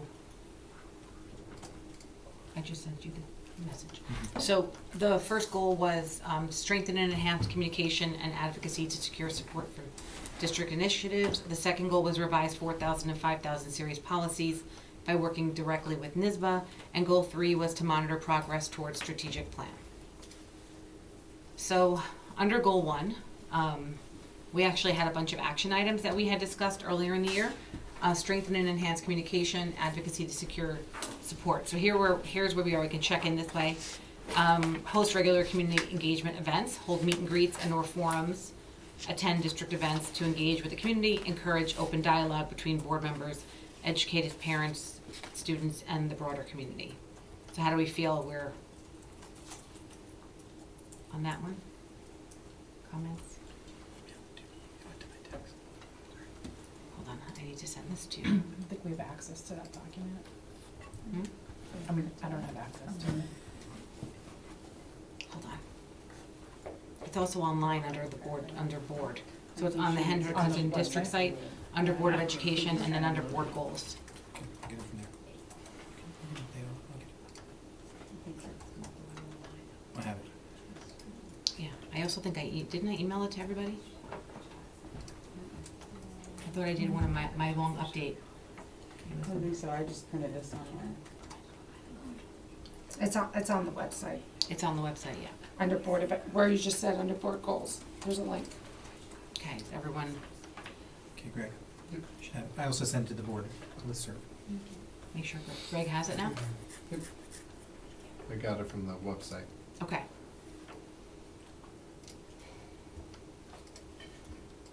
Okay, so that's where that was one of the first goal, was the possible action items were to host regular community engagement events, establish an advocacy task force, attend and support school visits and meetings with elected officials, engage through email campaigns, create a process and procedure to include a student member on the school board, and email and social media campaigns. To get and this was, the goal of that was to get to do surveys and get community feedback. So, anyone Seems have like any? we did a fair amount of these things. Mhm.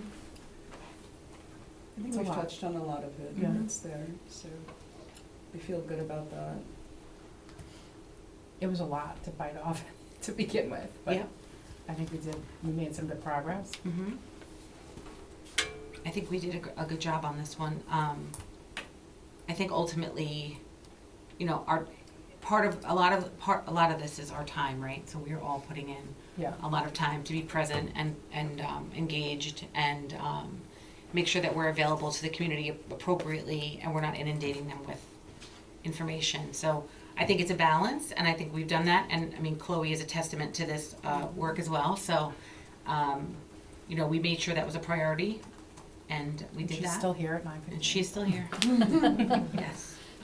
She's Anything off for not school to- tomorrow. Anything not to go home to study. So I think we've achieved that. Our second goal, the second goal is policy, which was to revise 4,000 and 5,000 series. So we got through most of the 4,000 series. We are still awaiting the 5,000 series from NYSBA. So it's sort of held up, but I think and throughout this, I think this was our goal was to do the 4,000 and 5,000 series. We have to get through the 9,000 series. But in this, throughout this work, we actually were pulling from other areas as well. So we did a significant amount of policy this year, even without just getting through the 4,000. We will be through the 4,000 soon, though. We've been chipping away at them. So hopefully next year, if we do this as a goal again, we probably need to make sure that I think we did. We looked at the number of them. It really is dependent on when NYSBA gets us their recommendation. I think we had a late start from the support coming from there. I think Yes, we had a late start from them, We waited for too. them quite a bit from when we asked for it versus when we started getting. Yes. Because they have to review everything. Do we know where we are with that now, with 5,000? I keep on reaching out to them, sorry. Yeah. A major policy that I know our staff is interested in is the attendance policy. So we've been soliciting the staff's feedback to make sure we hear from them if the policy language as suggested by NYSBA is clear, if they have any suggestions for it. So we will have definitely that. That's a huge policy because it has an impact on so many things. Yes, and what we found so far in reviewing that is that it really is very secondary focused. So, and it has been updated since 2011. So when you do larger policies like that, you're talking to shared decision-making, site-based teams, you're surveying the staff. It's a lot of different pieces of it to pull together before it even gets to us at the policy committee level to have that discussion and then bring to the board. So it's a process, but I think we did, pretty measurable work there. And then our third goal was to monitor progress towards strategic plan. And we did that tonight. Yeah. So, we've been doing multiple check-ins on this. But just to put this together, where we wanted to focus was, we created the monitoring schedule, that was done. Then we had engaged stakeholders, which we've done much more of because that was a big part of the strategic plan. We adjusted and recalibrated in the middle of the year, which was one of the goals, to make sure that we were meeting that. We reported progress publicly. This is the third time we've checked in, I think, on the strategic plan this year from beginning, third time. Amongst other times, we mentioned it a lot. And then celebrate the milestones, which is acknowledge and celebrate achievements along the way to maintain momentum and highlight the board's commitment to continuous improvement.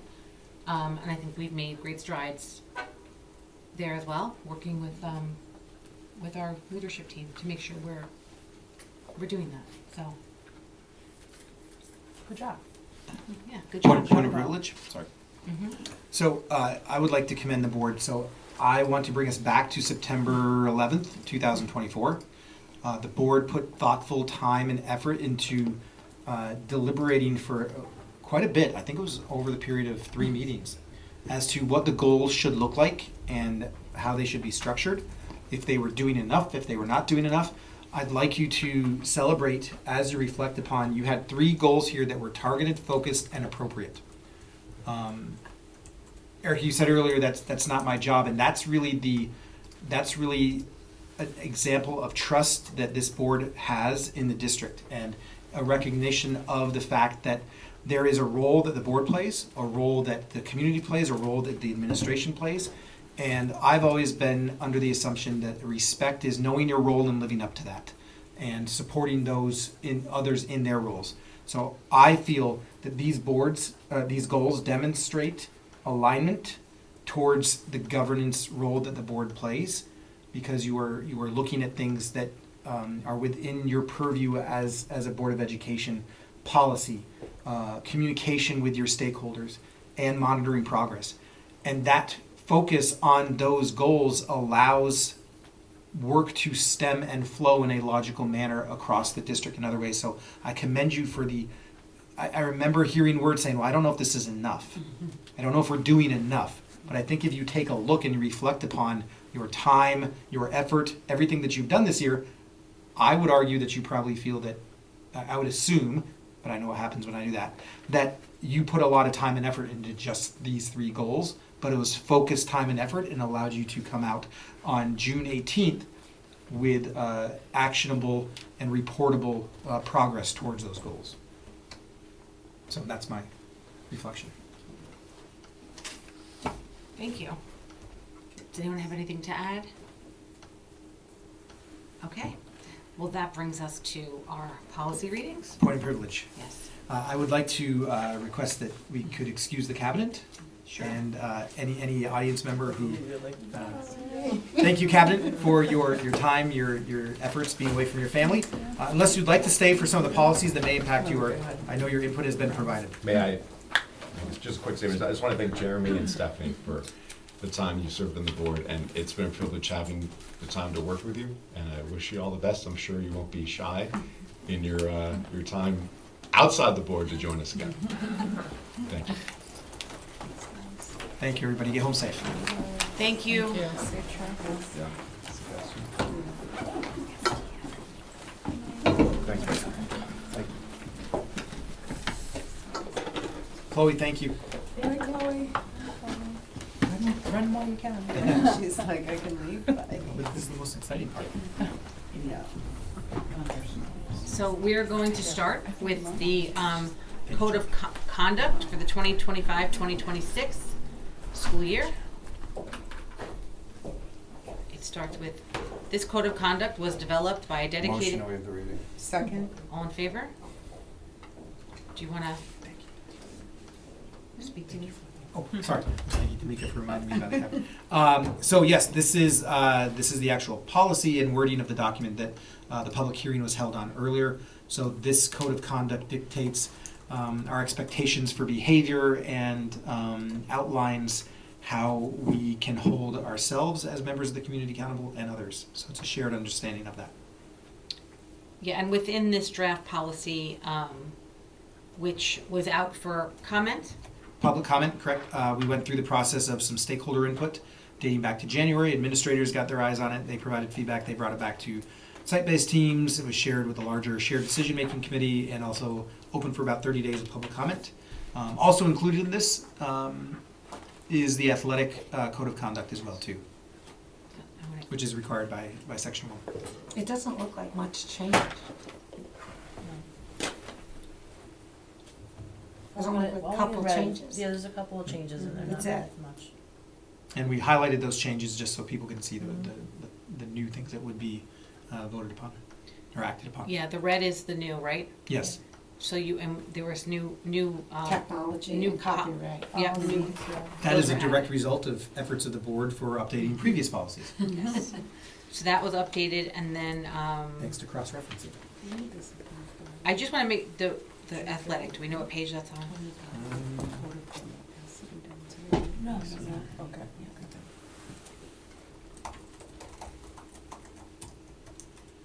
So your cell phone policy wouldn't be in the code of conduct until you I drag think it it will on? be eventually. We'll have to add it. There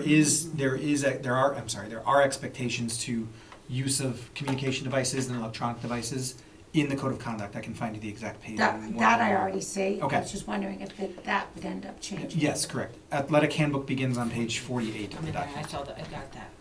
Okay, so just so we're good. This is a draft. We're going to bring this back. We could either waive the second reading, or we have to decide that tonight. Mhm. So we can maybe think about this a little bit. But so the whole thing with the code of conduct is that every student and parent has to basically agree and sign off on this. They agree to abide by it. That's a key distinction. You may not agree with it, but you have to agree to abide by it.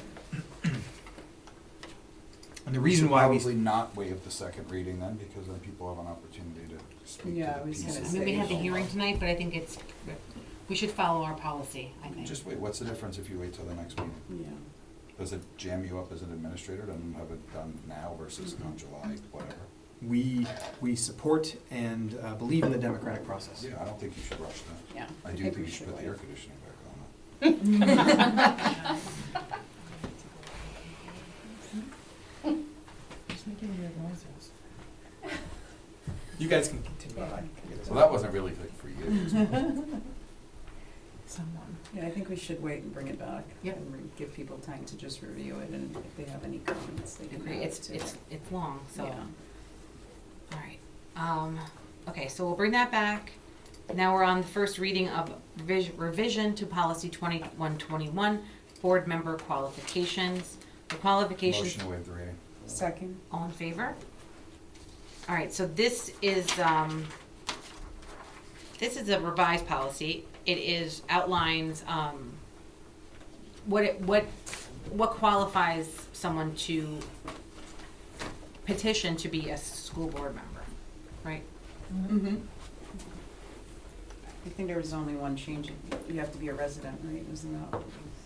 It's the It's language the around being a continuous, continuously. Continuously, yeah.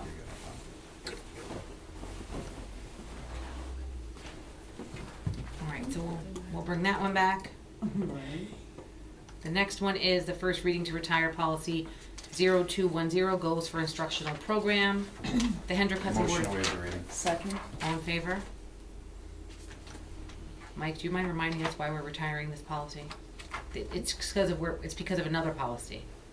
Eric, if you look in the board docs underneath, when you click on the policy, Mhm. it tells what it's replacing. Other policies. Oh, I see it now. So whereas recommendation of the policy committee, the board. This is the first reading to retire policy 0210. It's captured in Sarah's. Because, yes, it's 4,000. It's 4,000. captured in our educational philosophy and mission statement, and also 4,000 student learning standards and instructional guidelines. And that was a, which we already approved. We already updated those both this year, I believe. Yes. Okay. So, do we want to waive that second reading and just retire this now? Sure. Motion to waive the second reading for policy 0210. 0210. Second. All in favor? Okay. We need a motion to approve. We need a motion to retire policy 0210. Motion to retire policy 0210. Second. All in favor? Okay. Now, this is another one. This is the first reading to retire policy 4510, district copyright Motion policy. reading. Second, do I have a second? Second. All in favor? Okay, and this is another one we're retiring. We're retiring this one because it is addressed by policy 8650, school district compliance and copyright law, which we just updated that one last week, 2 weeks ago. So we could also waive the second reading on this retirement as well. Motion to waive the second reading of policy 4510. Second. All in favor? Motion to retire policy 4510. Second. All in favor? Okay. This is the first reading to retire policy 4527, Children's Internet Protection Act, Internet Content Filtering Motion Safety to waive the Policy. reading. Second. All in favor? This one is retire policy 4527, and the policy is being addressed in policy 4526.1, Internet Safety. Motion to waive the second reading of policy 4527. Second. All in favor? Motion to retire policy 4527. Second that one too. All in favor? Okay. This is the first reading of policy 4810, teaching about controversial issues. The Board of Education. Motion to waive the reading. Second. All in favor? Okay, so this one is a new policy, I think, Yes. recommended by NYSBA. We discussed in policy that we felt that this was, so this is one of the policies, but we don't need this policy, right? It's not required. But it does give guidance around instruction and best practice for, it sets the intentions. We felt it set the intentions around how to discuss controversial issues with our students and how to teach them appropriately. So we thought this one was valuable to add. There was something brought up about adding examples of what a topic like this might, Yes, so what a controversial topic might look like. you'd like me to expand. So, Mhm. so this policy is really helpful as a school district that helps us provide our teachers guidance to be empowered within a framework on how to teach controversial issues. And by their very nature, controversial issues one day may not be controversial, but then the next day may be. So it's my recommendation to the board in its policy language to not give specific examples of a controversial issue that could be misconstrued as something that's not controversial to somebody but controversial to somebody else, and allow the policy language to speak and allow our educators who their professional approach and background to guide that. There may be something that because of societal norms, 1 minute is controversial and the next is not. And we as a school district do not want to, it's not our role to decide that, but it's to help students decipher, grapple, come up with their own informed positions and stances and support those in an academic and scholarly manner to do that. So I would recommend that any identification of an issue that may be controversial may be leading for our educators. And then there was another thing brought up about the language around the language around living in a vacuum that's referenced in here. And that speaks to the point we just brought up, that an aspect of an issue may not be controversial one day but controversial the next, depending upon how society views that and how the larger society views it. We even see, that's the essence of a decentralized education system of the United States. That the concept was, particularly in the formation of our country, that different geographic areas of our country had different needs or perspectives or different needs out of the educational environment. So, given a nod to that, this allows the policy to be flexible to those changing perspectives. Yeah, so the exact language is in the second paragraph, and it said the board acknowledges that schools do not exist in a vacuum. They are part of of communities and wider societies. So, this was the recommended language in NISBA. We didn't get too much into detail about how we could possibly change it to make it maybe a little bit more, maybe not as harsh. I don't know if anyone has any suggestions about potential ways to change that. I think it's good. I think you're leaving it to the professionals, the teachers who are discussing the content matter. You know, but do we want it, the question really is do we want to say that the schools do not exist in a vacuum? Is there a better way to say that? Well, if NISBA told you to say it, Hmm? If NISBA told you to say that. Well, we can change, I mean, we have the flexibility to make I this. have the question, so. Yeah, as amenable, we can make it as amenable. Are you okay with it, Lauren? Yeah, I mean, I didn't know that they gave it to you that way. I just didn't know if there was another way to say it. It's fine. It's not terrible. Schools do not exist in isolation without societal. Now we're getting Yeah, I mean, this is fine. what- I mean, if they told you to put that But in this there, is literally what we do, we actually do Yeah, this yeah. in policy Yeah, when we Mike, you meet, is said we it actually in do another this. way earlier today about something, like it's a living, breathing, about communication. It's the same thing. It's like, doesn't, No, I get what it means. I Yeah. just didn't know if the No, I'm word- saying a different way to Yeah. say it might Yeah, be. yeah. Mhm. I just, yeah. you know, that's like sort I of feel like a the cliche. policies are so like, Dry? no, not dry, but like, you know, like the wording is like so like professional, and then that word just pops out like it's No, like, I don't disagree with you. Yeah, I just didn't know if there. It doesn't matter. It's making it more user friendly. I mean, we could say something like the board recognizes that schools are deeply connected to the broader community and societal context. It's fine, whatever. Just Or leave it. If they Schools said are it, not just- isolated Yes. from the world around them. It's totally fine. I mean, if that's what they're giving you. Yeah, if they told you to say that, just keep it. If NISBA said it, keep it. I'm just afraid if we change it to something else and then we send it back to legal and legal says, Yeah. you can't put that in there because that might mean blah, blah, blah. I just don't know. I mean.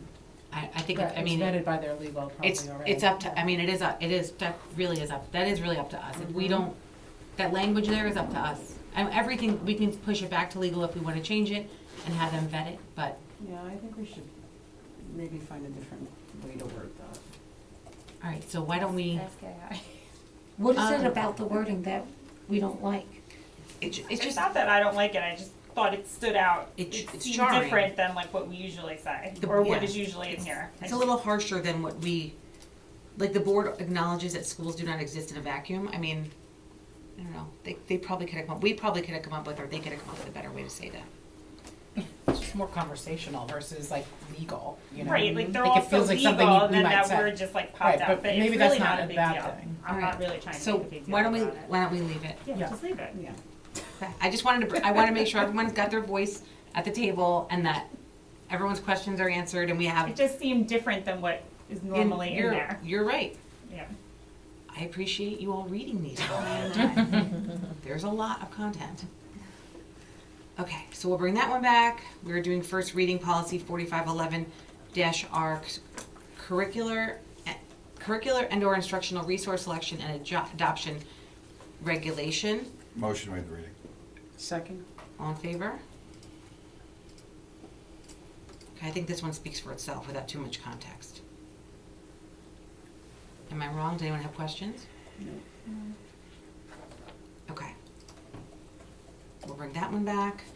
And the next one is first reading policy 4511E, curricular and or instructional resource selection and adoption exhibit. Textbook evaluation Motion to form. waive the reading. Second? All in favor? So this is just that. It is a textbook evaluation form. Mike, do you want to share who will fill this out and how this will work?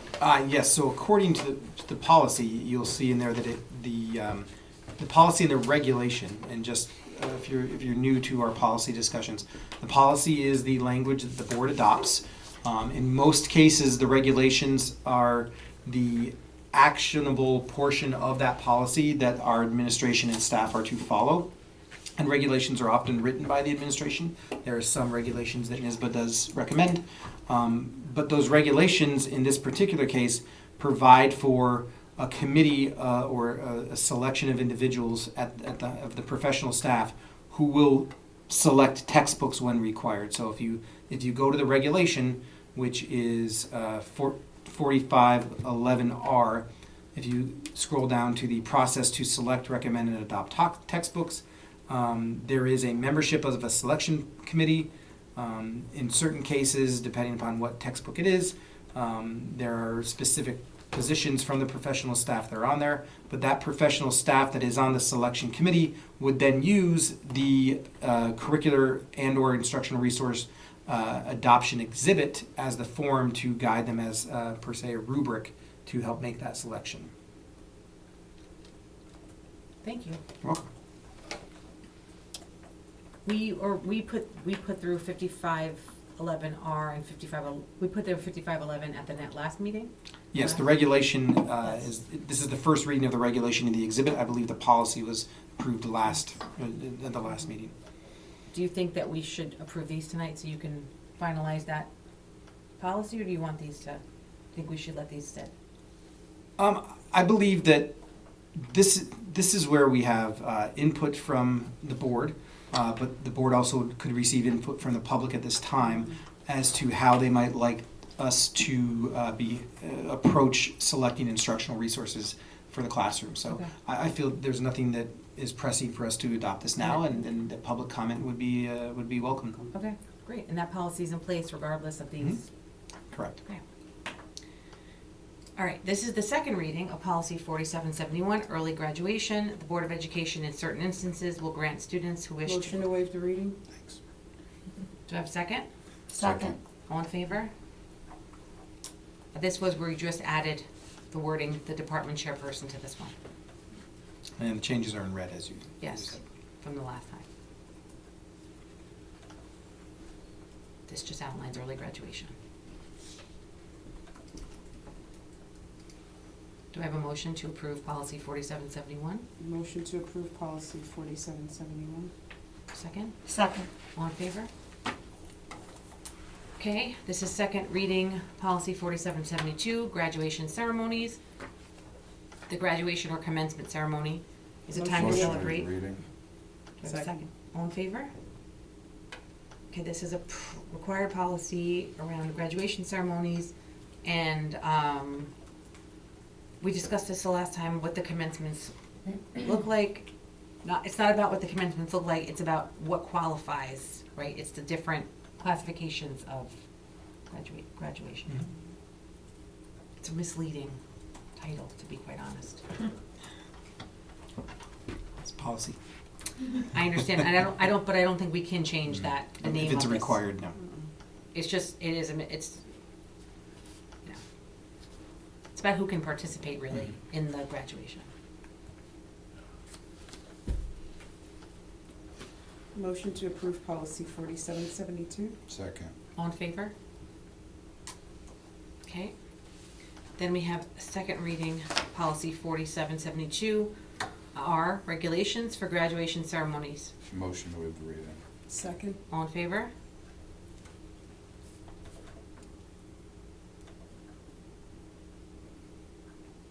So this is for students this is the regulation for students that receive the CDOS or the SACC, saying that they may not be receiving the high school diploma, but they can walk and participate in graduation, and it outlines the regulations around that. Motion to approve policy 4772. Second. All in favor? Okay, and our last policy for the night is second reading revision policy 4773, diploma and credential options for students with disabilities. Motion to waive the reading. Second. All in favor? Okay. Yeah, this outlines the requirements for the CDOS and the I don't want to say the wrong acronym, but it's those requirements for graduation. And basically what we did with this one was we just added the language around graduation ceremonies to this policy so they're tied together. Motion to approve policy 4773. Second. All in favor? Okay, that brings us to committee reports. Does anyone have any recent committee reports? We just did safeties with the with the building, the approval, so, for the hearing, Went to the kindergarten celebration, that was super cute. At Furnace Woods I went, it was good. I went to BV's yesterday. Yeah. Did a great job. Anything? Policy, you can see the fruits of the work there. Yes. And also, finance and audit met to talk about Oh, yeah. the Audit. Yeah, I And the can reserves. write up a summary for that. I feel like we talked about everything that. Yeah. It was mostly about the reserves and the guy that is from the audit, external audit company, spoke for a while. There wasn't anything specific, just things about how to get ready for the audit, and Jill talked to him about the dates and things Mhm. like that. All right, so that concludes that. Yep. And then, we're not gonna adjourn, we're gonna move into a quick second. Very brief. Very brief Very second brief. executive session. Oh. Really? Yes, I am so sorry, I know you were ready to go, but no, we need a quick second executive session, so I need a motion to move into exec? Motion to move into executive. Second. All in favor? It's for personnel. And the Board of Education is moving into executive session for the purposes of discussing, hold on, personnel. Stay seated for a minute, please. Personnel, Amelia's not here. Take a picture, I'm sorry. Go that way. matters leading to the appointment, We have to Photoshop Amelia in? or employment history of a particular person or corporation, or matters leading to the appointment or employment, or promotion or demotion, or discipline or suspension or removal of a particular person or corporation. Do I have a motion moved to that? Motion to move into executive. Second? Second. We'll go right now.